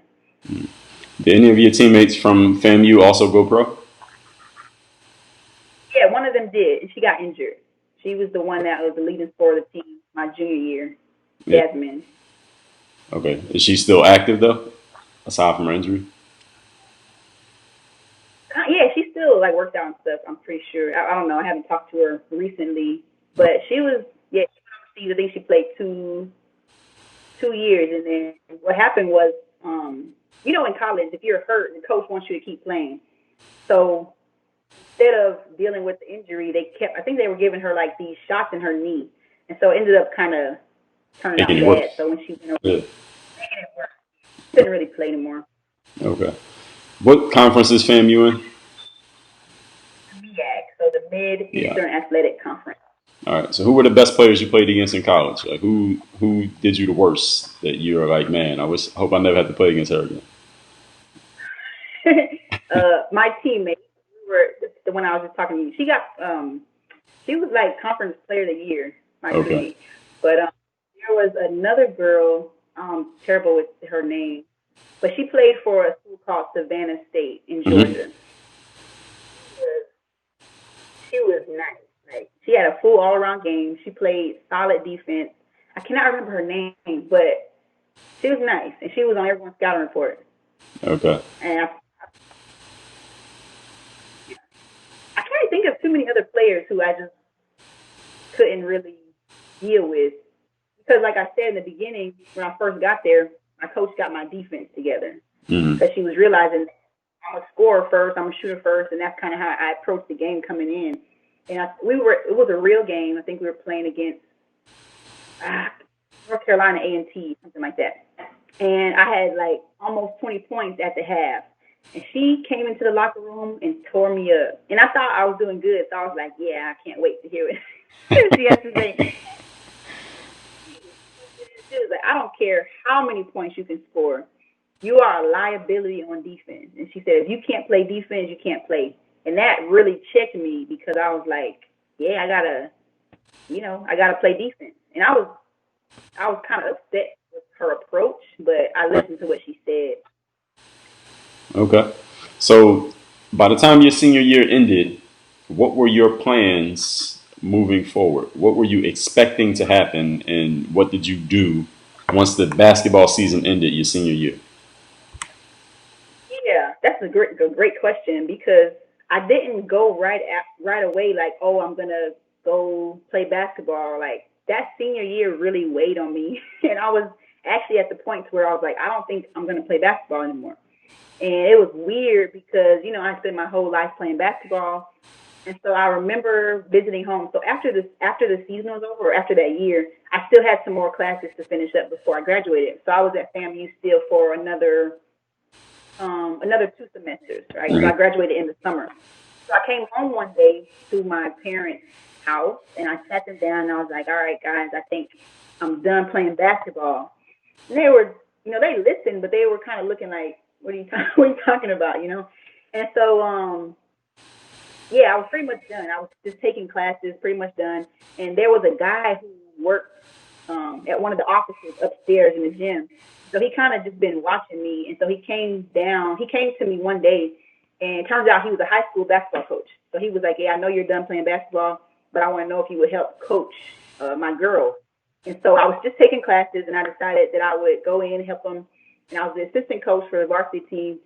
And slowly but surely I realized, like, oh, I still do want to play basketball. Like, I want to be in this environment, but I just realized that, like, I was in a impure environment. Like, it was really toxic. And so that kind of made me not want to play anymore. But I remember, like, this is my love for the game. And anyways, I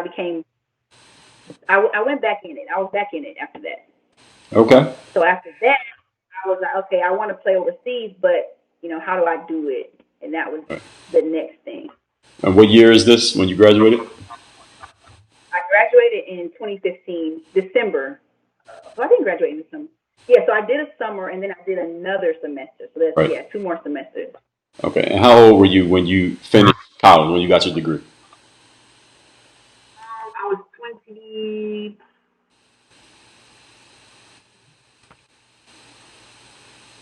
22, 21, 22.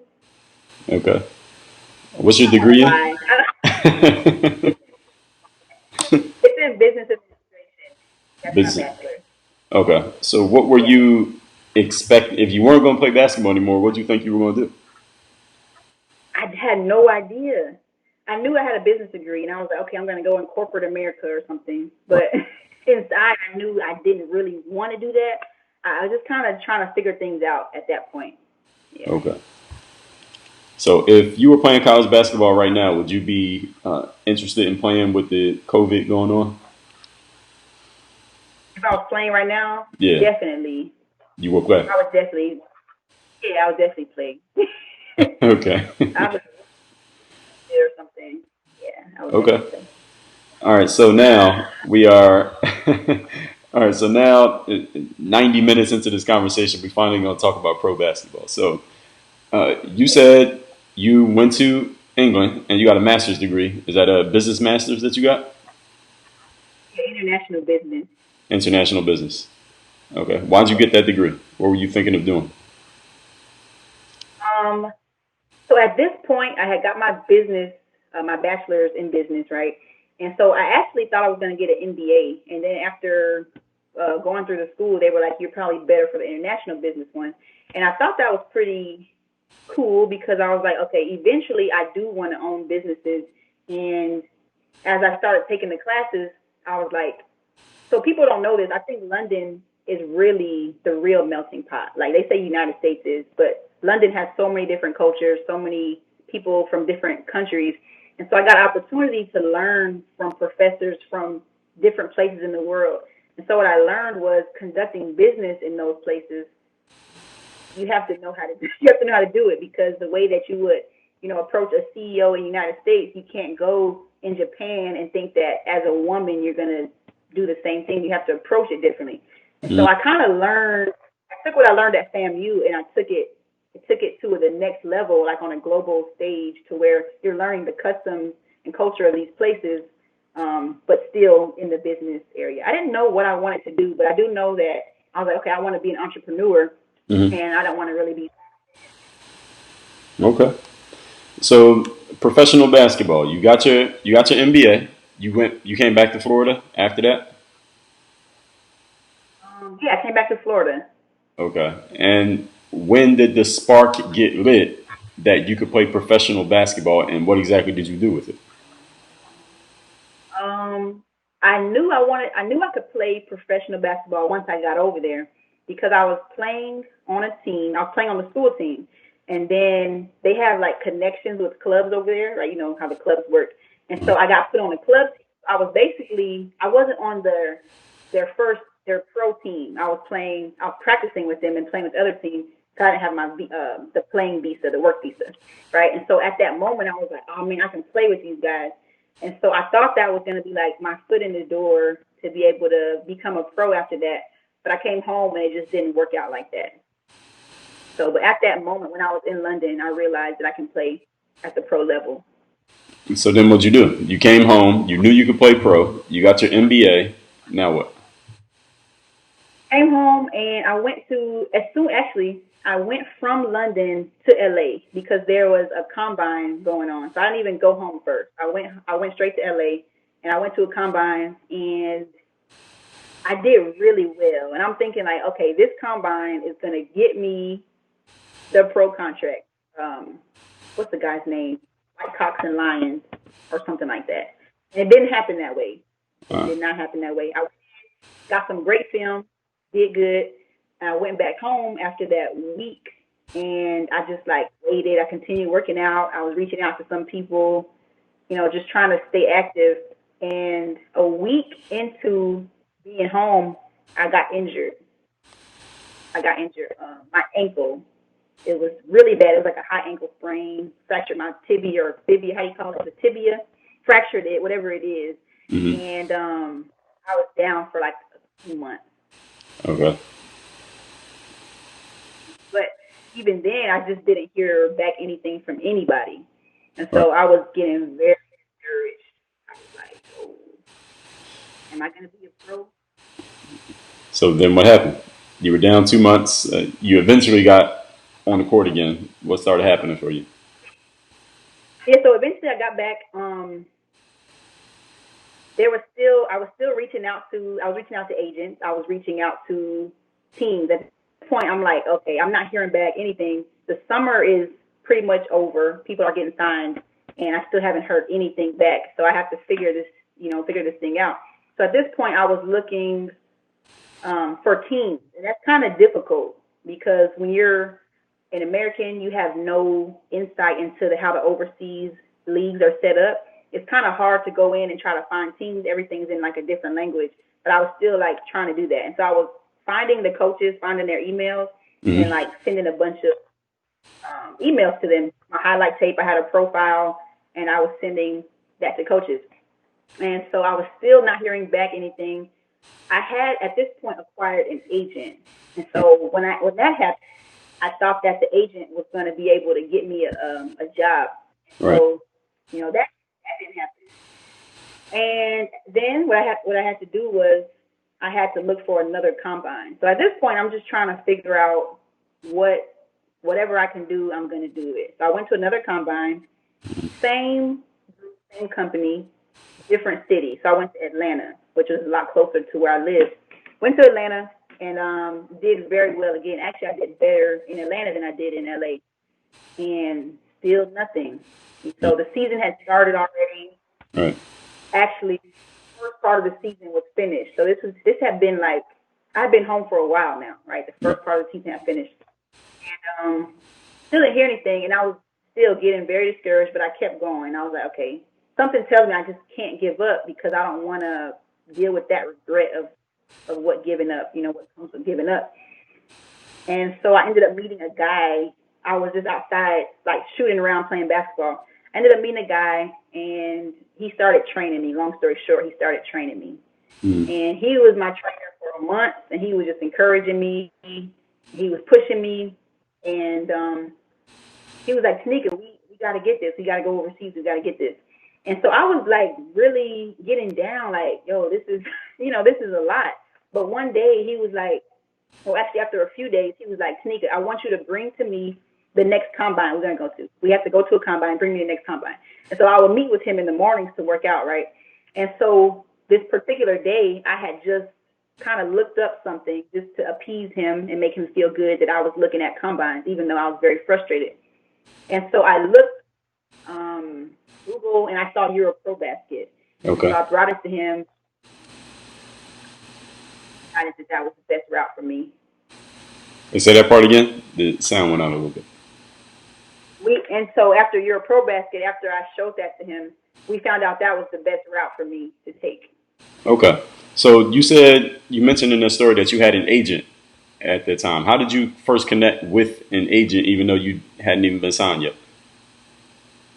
So I connected with the agent through just the emails I was sending out. So at this point, I found out that I needed something called a player profile or resume, whatever they call it. But it was my face or my name, and then it was my stats from college, and then it had some links highlight the game. And so I sent that to a bunch of agents, and then most of them actually didn't respond, but this particular agent did respond. And then we had a conversation. They told me what I could look forward to. I didn't really know much about agents, so I didn't really vet them that much. But I met with them, and that was that. Yeah. Now let's talk EuroProBasket. So you brought to your trainer that this is the next event that you could go to. What do you do at that point? What do you start doing? So the first thing I was like, okay, EuroProBasket, it costs some money. And at the time, I didn't have all the money that I needed. So at first I was like, it sounds good, but I don't think I'm going to go. And then my dad was like, nah, you should ask for help. And I was like, Ask for help. What do you mean ask for help? I was, I had that pride, that ego thing. He's like, ask for help. You have a dream, you have a vision. There's people who want to support you. Ask for help. And so that was like the first course of action. I put down this letter on social media telling people what I wanted to do. And then people surprised me, man. They showed up and just really helped me out. And so I got the money for EuroProBasket. And it kind of was like a pick me up, because it showed me that there were people who believed in what I was doing. And so I still was with the trainer. His name is Coach Mack. And we just went really, really hard. We went really hard. And I think it was like two months until EuroProBasket's January session, which is the one that I went to, started. And then I watched some film from their last couple of summers. I started watching more overseas games, international basketball, and then we just went hard. We picked it up. So you trained. You had 2 months to train, knowing that you were going, right? Yeah. So, what did you do? Anything specifically different? I mean, you said you went harder. Of course, you had a trainer there. Was there anything that you remember specifically you did differently, knowing now? All right, you're going. You know there's an opportunity for you to play pro. Does it kind of like turn the lights back on in your mind that like this can actually happen? What was it like in that? Yeah, definitely. And I started playing more pickup games, and I found more real ballers to play with. Like I wasn't like in a league or anything at that moment, a local league, but I knew where the ballers were, and I was like, okay, I have to go where they are now, and I have to get more game experience. So that's what I did. Yeah, that's what I did. Okay. So let's talk about the EuroProBasket experience. For anyone who's listening to this knows what it is, or you can Google it. So tell us what it was like from the moment you arrived at EuroProBasket. What was it? Was it exactly what you expected? What happened? Man, I would say, okay, even before I got there, I was in contact with them and I was asking questions, and I was just like, okay, I had a ton of questions. I didn't know really what to expect, and they were very, very responsive. Actually, I'm going to backtrack. There's another company. I forgot what they're called. I'm not going to name drop, but there's another company, and they were the other option that I had. It was them or EuroProBasket, and It I was had a reached out to them similar too. camp type situation Yeah, similar camp. in Europe. Yeah, very, very similar in Spain, actually. Yeah, in the Yeah, I same know who you're country. talking about. And I don't remember their name, but I know. yeah, Yeah. yeah. And so I reached out to them, and I reached out to EuroProBasket, and the way EuroProBasket responded, it was just totally different. And like being a business student, I learned like the way people communicate is very important, and it tells you a lot about that person. And so I realized that, and so I said I'm going to choose them. They were very responsive. Once I got there, they made sure we were good to go. The hotel was good. The facilities were nice. And I met the other girls. I think I came 2 days early just to make sure my legs were good, because it was a long flight.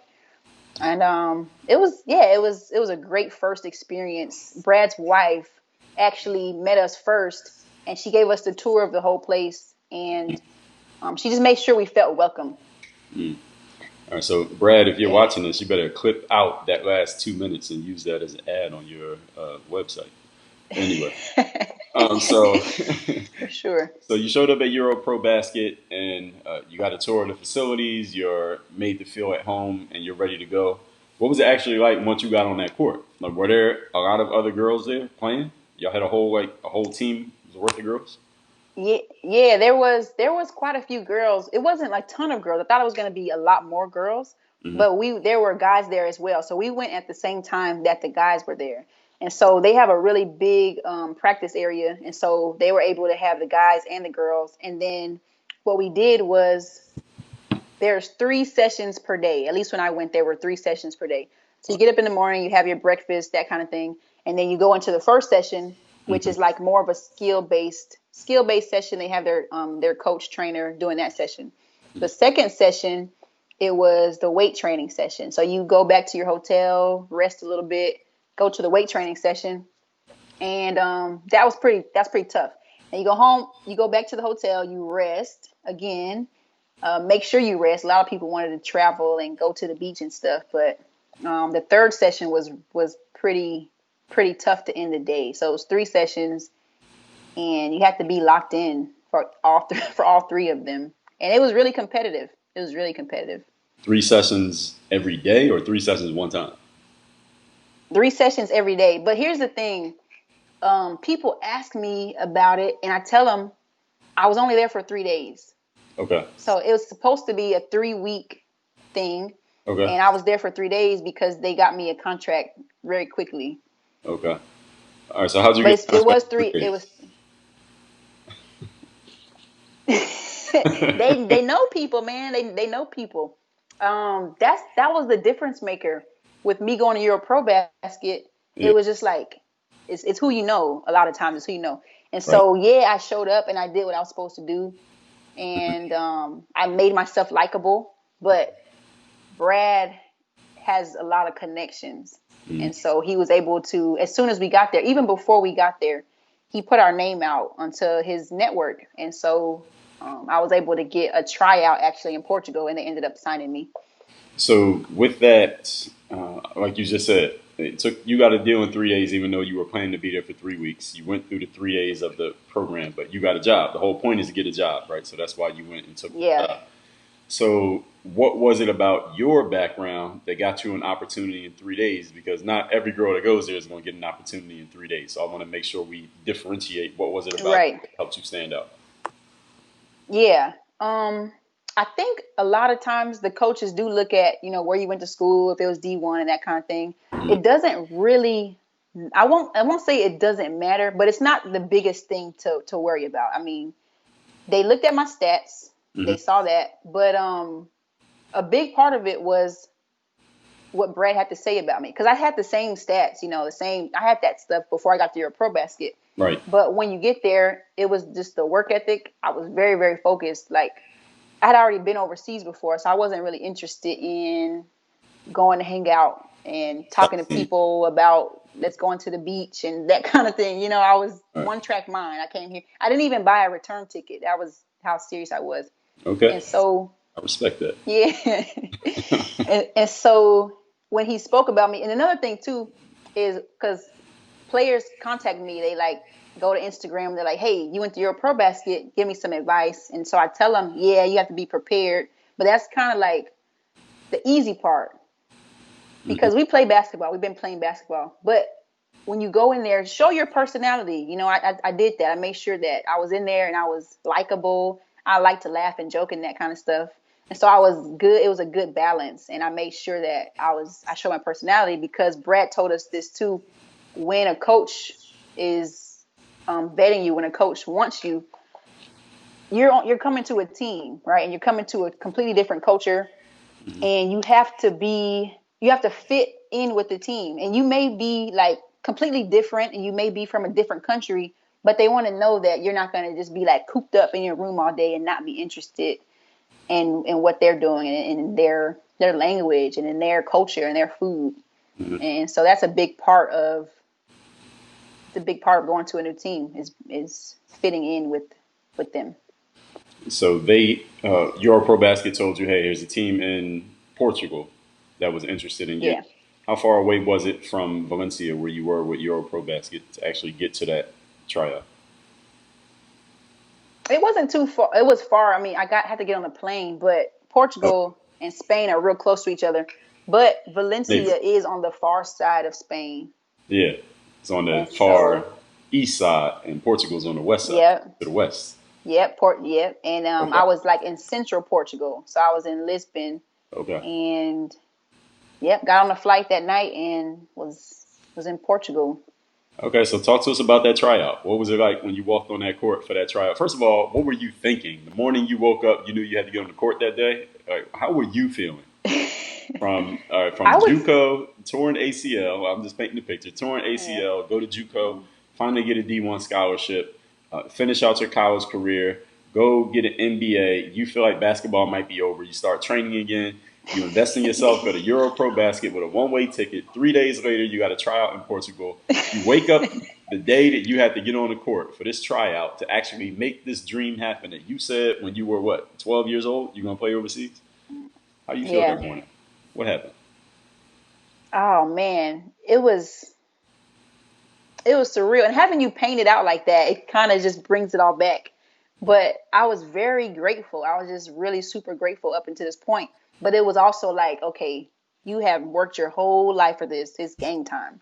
And when I say tryout, what I thought it was going to be like, like a tryout. We're going through, like a high school or college tryout, kind of the idea. It wasn't Way like up that. I drills. just practiced. Yeah, it wasn't that at all. It was just like, you're going to practice with us. We're going to go through a normal practice with the team. And if you fit, you fit. If you don't, then you're probably going back to Spain tomorrow. Right. And so that was a tryout. And so I did well. I was nervous at first. I was real nervous. But the assistant coach, who ends up being someone who I still contact to this day, he was very like supportive of me. He was like, Tanika. No, that's not the accent he used. But he was like, Tanika. He said, no Wait, try it pressure. He again. said, Try it no again. pressure. No, no. He was like, no pressure. This is no pressure. You're here. We brought you here. We like you.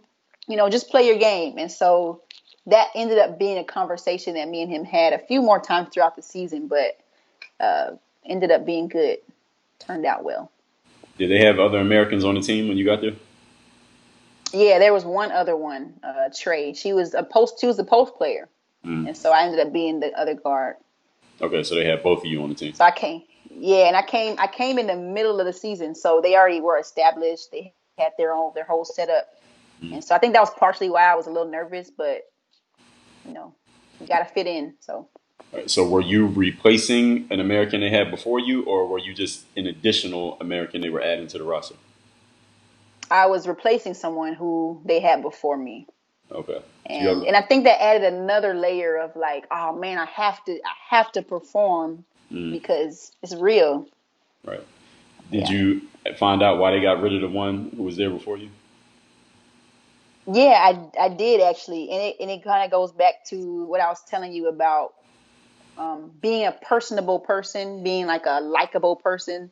There was just some conflicts. I don't think it had much to do with her playing. Like, good player, really good. She's getting ready to go to Spain next season. I actually know her, but there was just a conflict in terms of getting along, I guess, and I guess she wasn't the piece that they wanted. All right. So how long was your tryout before they told you we're going to keep you and we're going to sign you for the remainder of the season? How long did you practice with the team before that happened? It was a little less than a week. So I guess it was like 4 days. Fourth day, they told me, hey, we want to sign you, that kind of thing. Okay, so how did you feel during that 4 day period before they told you they wanted you to sign? What was going through your head? After the first day, I was like, well, I didn't really know if, how I did, because they didn't do too much communicating. Like I said, there's a language barrier, right? And then after like the second and third day, I kind of picked up that they wanted to sign me, because I was reading the body language. I saw how they were responding to me, and just kind of how the flow of the practice was going. I realized, like, okay, I have a place on this team. Okay. Yeah. I mean, they invited you back after the first day. That means you're probably pretty good. Right? They would have sent you home. That's good. All right. So, good to know. all right. So that was 2 seasons ago. You're going into your third Yep, season, or 2 second seasons. season ago? Third season. I'm going You're to going my into your third one third? now. Okay. Have you played on the same team all 3 years? No, different teams. So the first Okay. team in Portugal, in Lisbon, team is called Carnede. The Okay. second team was in a place called Placencia, Spain. And it's Okay. a small, like, little village town in Placencia, CP Miravalle. And so this year, I can't even pronounce the name of the team, but it's in northern Portugal. Okay. I usually don't pronounce it well until I get there, and they're like, "No, this is how you say it." And so I'll wait till they tell Right. me. Okay. But my teammates tell me. Do you speak Spanish or Portuguese? So I took 2 years of Spanish in high school. Yeah. I wish I would have took it more serious, but I learned more Spanish once I got over there. Me and the other American, we were taking Spanish classes, Yeah. and the teacher only spoke Spanish, so that was just a challenge. So I understand it more than I speak it. In Portuguese, I need more practice. All right. Did any of your coaches speak English? Yeah, they both did. Okay. The Portuguese coach, spoke less English than the Spanish coach. And then when the Spanish coach, we would get into like the hot moments of the game, he started speaking Spanglish, and so no one could really understand him, us or my teammates. Okay. Who's been the best players you played against so far, professionally? I have to remember their names too, huh? Okay, I'll say I will say this: Portugal had the best competition. Okay. So I'm going back into a place with really good competition. So I'm gonna ignore Spain for a moment, just because we were undefeated. We were really running through the league. So in Portugal, I will say the team names, and then I'll just kind of try to go from there. There's a team named Lumbos in Portugal, and they had two Americans who were just like really, really good. I can't remember their names, but the theme the theme is that they get strong, really athletic players. And so in Portugal, the Americans I played against were very, very good. But then on the flip side of that, the Portuguese players, they were pretty good too. And so mostly it was the guards who were the best from the Portuguese side, because they were pretty short anyway. Like they don't really have post players, but they had a couple of point guards who were really, really nice. But I can't remember the names of these people, man. Okay. So I wish I could. okay, with the rest of your professional experience, what did you expect that did happen, and what did you not expect that came to you as a surprise in professional basketball in general? What did I expect that did happen? Mm. I expected it to be pretty challenging, Mm. and so that was pretty consistent. I expected there to be a language barrier. I didn't expect it to be as much as it was. Like at some point, our coach stopped speaking English to us, and he just started speaking his language in practice and everything. And so I didn't expect that, but I'm glad I was listening a little bit. The first time I went to Portugal, the living situation was not great. So I expected that because Brad kind of told us, like, you know what, for his first contract, he said he didn't have a toilet seat or something like that. So he kind of gave us a little bit of game. But Right. it was like, it's not going to be like what you were used to in college or, in America. And so I was expecting that a little bit, but it still came as a surprise. There were some things that I just wasn't used to, but I had to adjust to it because this is what I wanted to do. Spain was a lot more comfortable living environment. Right. Yeah, those are some of the things.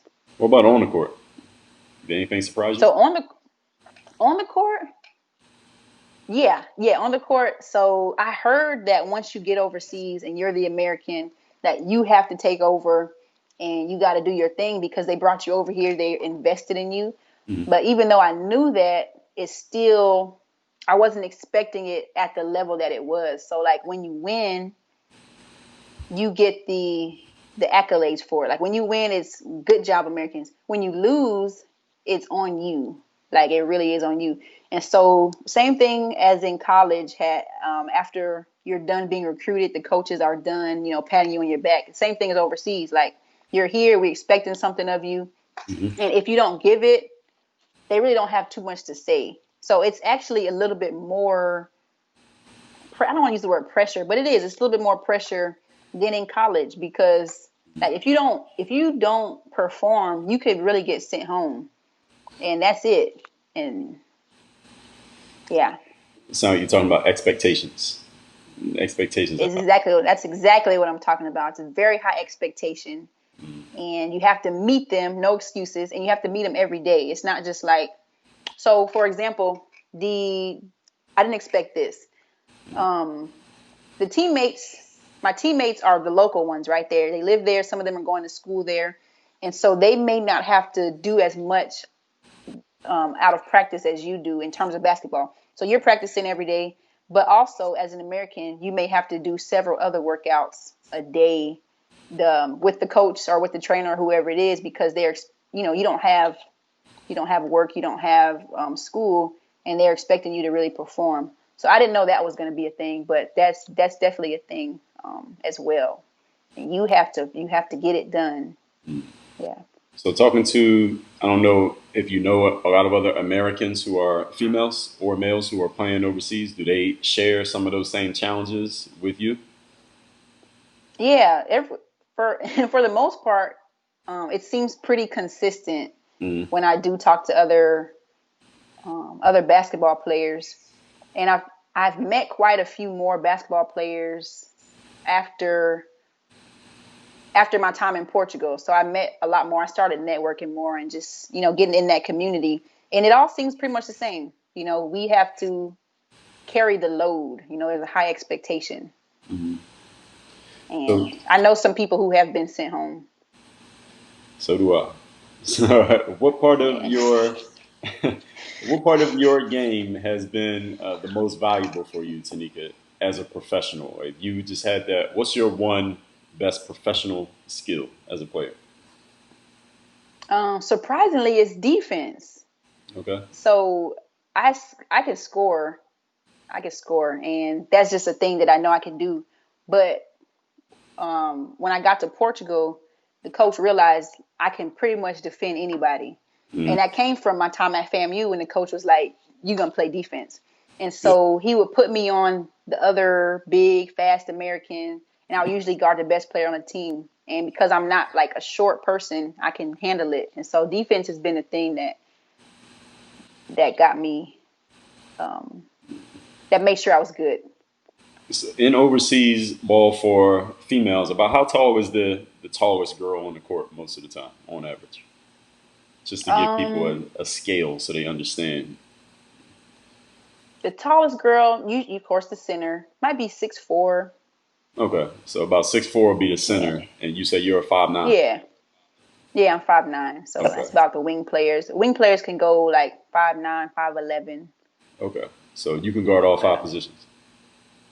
pretty much, yeah. Yeah, I mean, the taller that she gets, it gets a little more challenging. But Yeah. if you got if you got a shorter center, I know how to Mm. take care of that. Okay. Yeah. I, do you stay in touch with the people from EuroProBasket even after you have signed, and this is your third year since you first showed up there? Yeah, definitely. Definitely. They have been really helpful. Actually, last season I was in Spain and Brad and his wife and his daughter, they came to watch a game and they actually surprised me. I didn't know they were coming. They just Okay. popped up. And I was like, Yeah. this 7 foot tall guy, showing up. Right. And it was really good. We ended up winning. And so yeah, I stay in contact, and actually he has helped me with my second and my third contract. So Okay. I haven't needed an agent.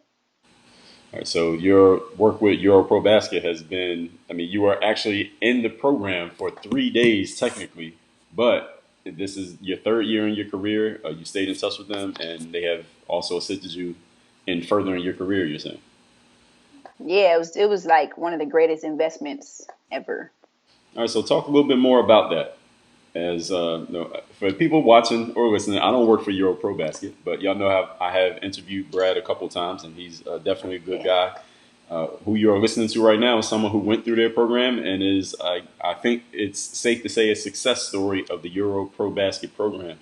So, Tanika, talk to the players who are listening right now about going to EuroProBasket, knowing that there is an investment that they need to make up front. And I mean, people have all kinds of emotional hangups about money. So when it comes to going overseas, pursuing your career, trying to make it happen, I get players asking me about EuroProBasket all the time, and I'm like, well, either you're going to go or Yeah. you're not. I mean, it ain't really anything else I can tell you, but That's you've been it. through it, you've been there. So now I'm going to put that burden on you. You tell the players if they're thinking about Oh it. man. What do you have to say? Well, sometimes I sound like that too. Like I start talking about them and I sound like I work for them Right. because I just like go and go. But man, I would just say if it's going to be an investment. So a lot of times people don't want to make that investment, and I understand it because you may not have it, but you get what you pay for a lot of times, and I've learned that with like these combines and things like that. If you really want that immersive experience, that it's not just like a combine, but it's also an academy. Like it's telling you what to expect when you get overseas. giving you the game. He's showing you like, okay, these are the ins and outs, and you also get a chance to play against other pro teams once you get over there. Then it is going to cost you some money. But I'll also say that if you are as good as you believe you are, then you will get an opportunity, and you may not get it right away. Like I know people who have went to EuroProBasket, and they after the 3 weeks they didn't get something right away, but they stayed in contact with Brad, and he ended up bringing them right back over. Maybe a few weeks, maybe a few months, maybe the next season. But I actually met a guy up here in Orlando, and there's this place called like the NBA Live Experience, something like that. And so I was doing like a shooting drill. It's like something at Disney. And so he was I've been talking to to me, that. and he was like, yeah, he was like, hey, he was like, where do you play? And I was telling him, and I was like, I went to EuroProBasket. And he was like, oh, I went there too. I know Brad. He was like, I didn't get a deal the first time, but he called me back over and I got a deal. And I was like, oh man, that's crazy. But it's the same thing. If you stay in contact with them, if you showed your best effort, like if you worked hard, if you make sure that you put your best foot forward, Brad is not going to stop working for you. Like he's going to continue dropping your name and making sure that, he tries to get you a contract. And so it was really a good investment for me. Yeah, so there it is, people. Again, I mean, I don't work for EuroProBasket, but I just ask the questions, and Me this is what neither. people are saying. So, I mean, this is what it is. Players asking me about it. Now you have heard it from someone who has actually been through it and is actively playing. Tanika, how long you plan on playing basketball professionally? Man, someone just asked me that. They asked me that yesterday. I have no Mm. idea. I think until this left knee falls off, probably. Okay, so I don't. you in it? I don't know. You 10 toes deep. Yeah, I'm in it. I'm enjoying it. I'm enjoying it for sure. And really, just like I love basketball, but I fell in love with different cultures and just learning about different people and just being in that environment. And I love traveling too. So, Excellent. Sounds like a perfect career for you then. yep. All right, so let's pivot away from basketball for a minute. And Tanika, I did some research on you. You didn't know this, but I did. Ah, I do right. know that one thing that I read about you is that your Christian faith has played a huge role in what you do on the court and in your life. So tell us how that has translated for you both on the court and off the court. Yeah, man. I'm glad you asked that. It's been a huge factor in me really continuing on like when it got hard. So during that year and a half when it looked like I wasn't going to end up, playing anywhere, I kind of had to hold on to my faith and just have faith in God. And I did a lot of praying, more praying than I did in college. I wasn't praying too much in college, but but when things got hard, it gave me something to hold on to. And I was like, all right, God, like I just believe that you have this plan for me, so I'm not going to give up. And so throughout that process, it was kind of like little bits and pieces of hope that I had, like meeting the trainer or other things that just happened that kind of gave me that pick me up, like, you know what, it's gonna be all right. Just keep going. And so, yeah, faith is big for me. Okay. And outside of basketball, you're not just a basketball player, even though you are a professional. You have a brand as well, off the court. Tell us a little bit about what your brand is. Tell us what it's about and who it's for. Yeah. So, it didn't start off as like a brand. What happened was, I started working with kids. Okay. And so I was like a youth mentor, and I started that in church. And I turned out that I was like, man, I actually have a passion for young people and helping them and just kind of motivating them, inspiring them, pushing them in the right direction, because I was one of those kids who really, really needed that. And so I kind of tried to be the person that I needed, growing up. And so, fast forward through, yeah, fast forwarding, I still work with kids, but now I try to use my voice and my story as a way to motivate people, as a way to push people to be the best version of themselves. And so I wrote a book called Winners Win, and I'm just like really all about making sure people know how to get that greatness, outside of them into the world. Is there a specific demographic of people that you work with, like male, female, young, old, athletes, non-athletes, or is it for anybody who picks up on the message? Honestly, I'm still trying to figure that out. Okay. Right now, I'm seeing that at first it was like I'm just going to work with young people because I thought that what I had to say resonated with young people. And then after I wrote my book and I started sharing that more, I saw that there were older people, like much older than me, who were resonating with what I was saying. And I was like, okay, they're kind of messing up my target market paper I just wrote down. I put young people. And so, yeah, right now it's just whoever's grabbing the message, and I'm honing it in as I go along, for sure. Okay.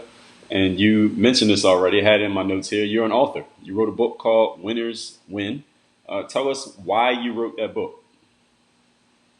Man, so I wrote it actually after I came back from Portugal, and I wrote it because I realized I had something to say that was going to be impactful for people. So the journey has not been easy. Yours hasn't either. But so how the journey can really pull some things out of you and kind of just turn you into a different person. And so like I had a bunch of wisdom pieces. Like I like to journal and I like to take notes in my phone. And so I'm already like a writer, but at this point I realized I could put this into a book. And I didn't know who it would help, if it would help people, but it turns out that people could really resonate with the idea of becoming someone, the idea of like overcoming fear, having to wait through a process and really keep the faith. And so, yeah, that was Winners Win. It was, yeah. Okay. So my first work. All right. So you have an audience of people listening to you right now who just heard about that book. Who specifically is this book for? Who should read it? If you are blank, So you should read this book. yeah, so I'm not even gonna put an age on it, because before I did, if you're a person who has a dream, then you should read it. If you're a person who is like a go-getter, someone who knows that there's something special inside of you, but you're not quite sure how to get it out of you, you see people next to you doing great things, and you just kind of like, dang, when's it my turn? Then this book is definitely for you, not just athletes. Okay. So if a reader is going to read your book and they're trying to decide, should I buy this book? Should I not buy it? What are they going to gain from reading it? By the time they're finished reading, how are they going to think different, act different, live different, be different? So after reading the book, first of all, you should have a tighter grip on your identity. That's one of the things I talk about. Like a lot of people tie what they do to who they are. And that was one of the mistakes I made, where like if I wasn't doing well in basketball, then I was just like total failure, So I talk about identity. They should know how to tap into their purpose, or at least have an idea of how to do that. They should understand what fear is and how it can really be detrimental to you, and how to overcome fear. Yeah, those are some of the things that they will know how to do after reading the book. What was your writing process like? Because a lot of people, I'm sure once you put that book out, or maybe even before, and people saw you wrote a book, they're like, man, I want to write a book. But they never wrote it. They never wrote it. Yeah. So what was your writing process like? How challenging was it? And what would you tell someone who is also an aspiring author how to actually write a book instead of just wanting to write a book? Yeah. So my writing process was, I did a lot of Googling because I had never written a book either. So the first thing I did was I started just coming up with like topics or like things. I had an idea of what I wanted to talk about, but I wanted to like more so pinpoint it. And so I just started just like writing titles on the page, or, broad topics. And then once I got an idea or a title, then I went in and did an outline. So the outline, I was just, pulling out the highlights and what I want to talk about, and then the points after it. So the outline was really important for me, because as someone who already writes, I can kind of be everywhere. And so I wanted to make sure that I was focused in that. And then after that, I used the same approach that I use in basketball. I just sat there and I focused and I did it.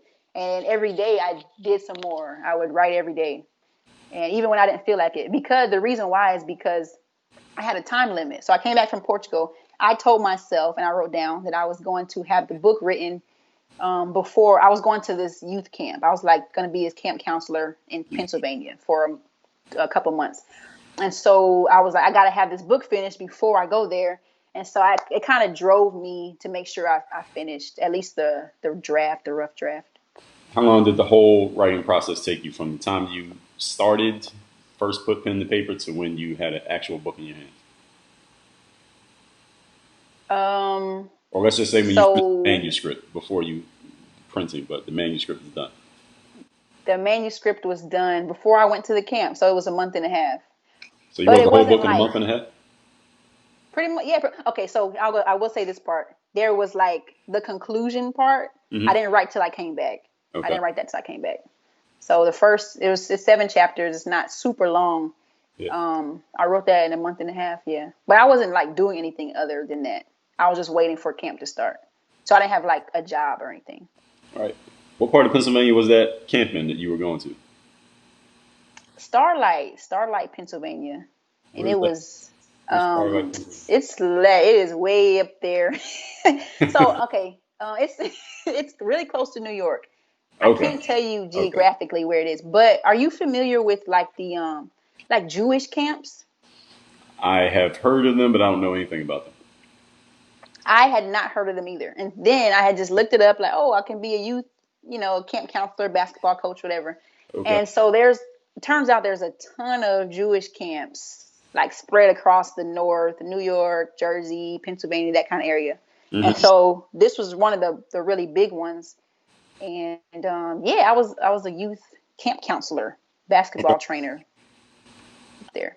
Okay. Well, I'm from Philadelphia. I don't know if you knew that, but when you mentioned Pennsylvania, I that's did. okay. Yeah, that's what I Yeah, thought. yeah, I knew that. I heard that before. Okay. So, how did it feel, Tanika, when you finally had your book in your hands? You physically had the book in your hand. How did it feel? It was really gratifying. Like, so I was actually in Spain when I finally released it. So I didn't release it until that next season. And in March actually. And so I got a copy and I actually went to the post office to get it, and I was walking from the post office to my apartment and I was just looking at it like, man, this is real, so I felt really, really good about it, all the work. It turned out good. Is this your one and only book, or are you going to write more in the future? I'll probably write more in the future. I don't know at what point, but I definitely am a writer. Just the act of sitting there. And I have a question for you. I know you're interviewing me, Sure. but I Ask. have a question. Go ahead. Okay, you have a lot of books. What is your process like? You have so many. How do you get all these done? Well, I get the idea for the book first, then I outline what it's going to be about, which ends up becoming the chapters. And then I just Okay. go chapter by chapter and I just write out everything that I know for each chapter. And then I go through and edit it to make it make sense. And that's pretty much my whole process. Okay. That's good.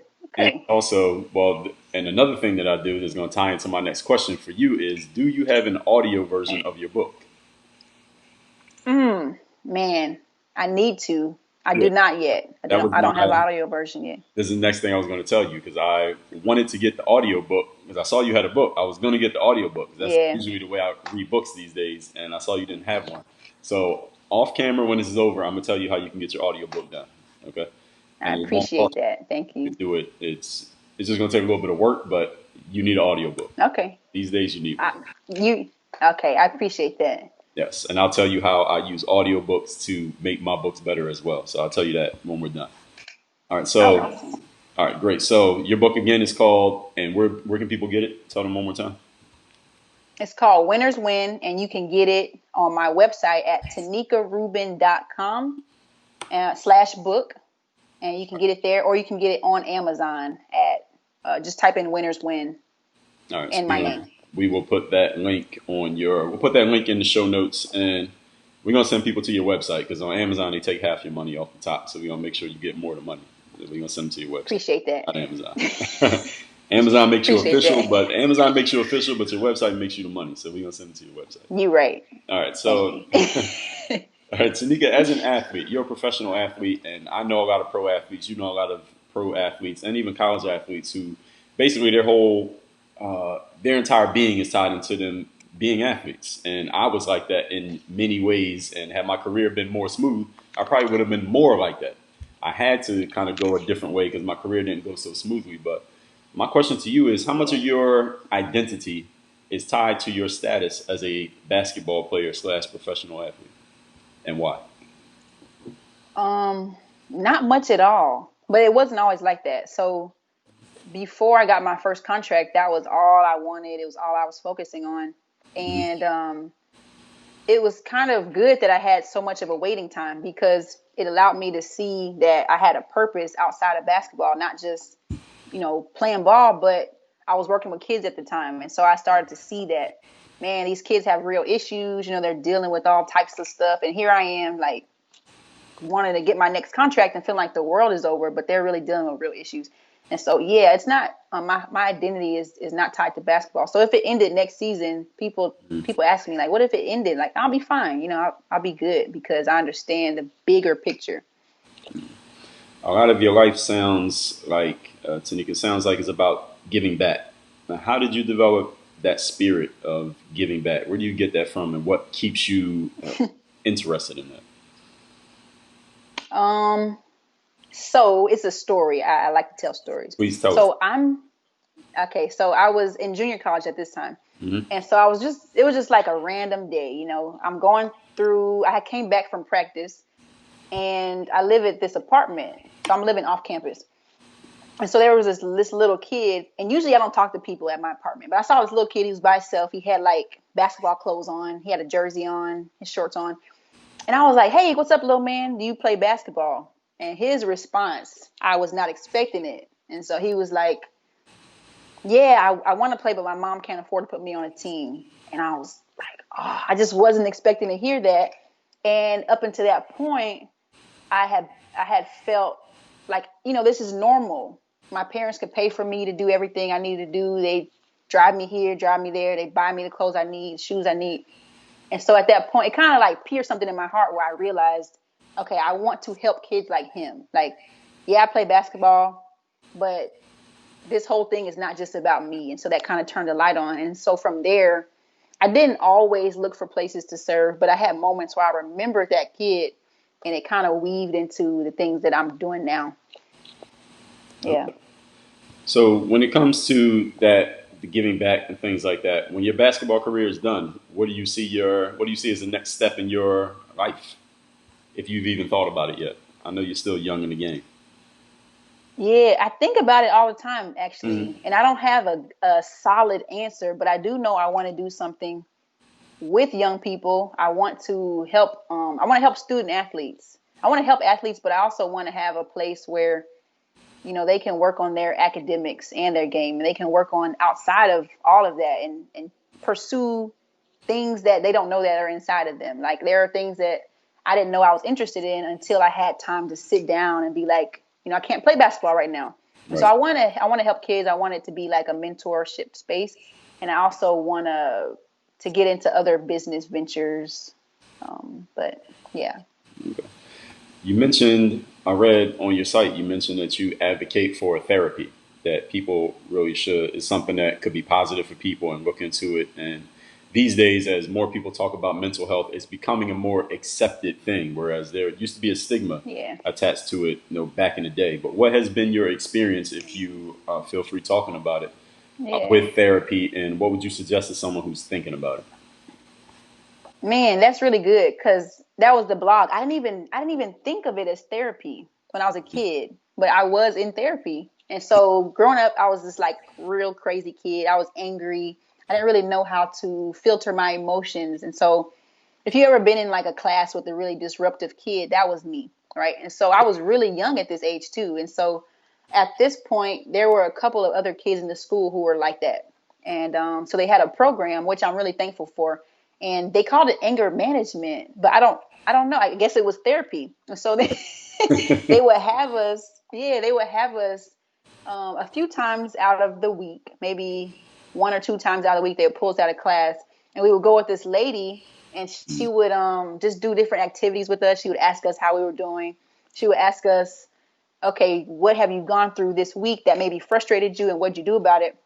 And I remember her giving me different like tactics for how to deal with things. And at the time, I wasn't really receptive to it. Like, she told me, instead of hitting a person, you hit a pillow. And I was like, why would I hit a pillow? A pillow can't feel it, and so it was things like that. But yeah, it was therapy. And so at that age, I learned how to really deal with my emotions. As I got older, I realized that a lot of adults can't do that. And so what I was experiencing as a young child really set me up to be a little bit more aware, self-aware, and reacting differently to situations. And so, yeah, I didn't realize it was therapy until you just said that.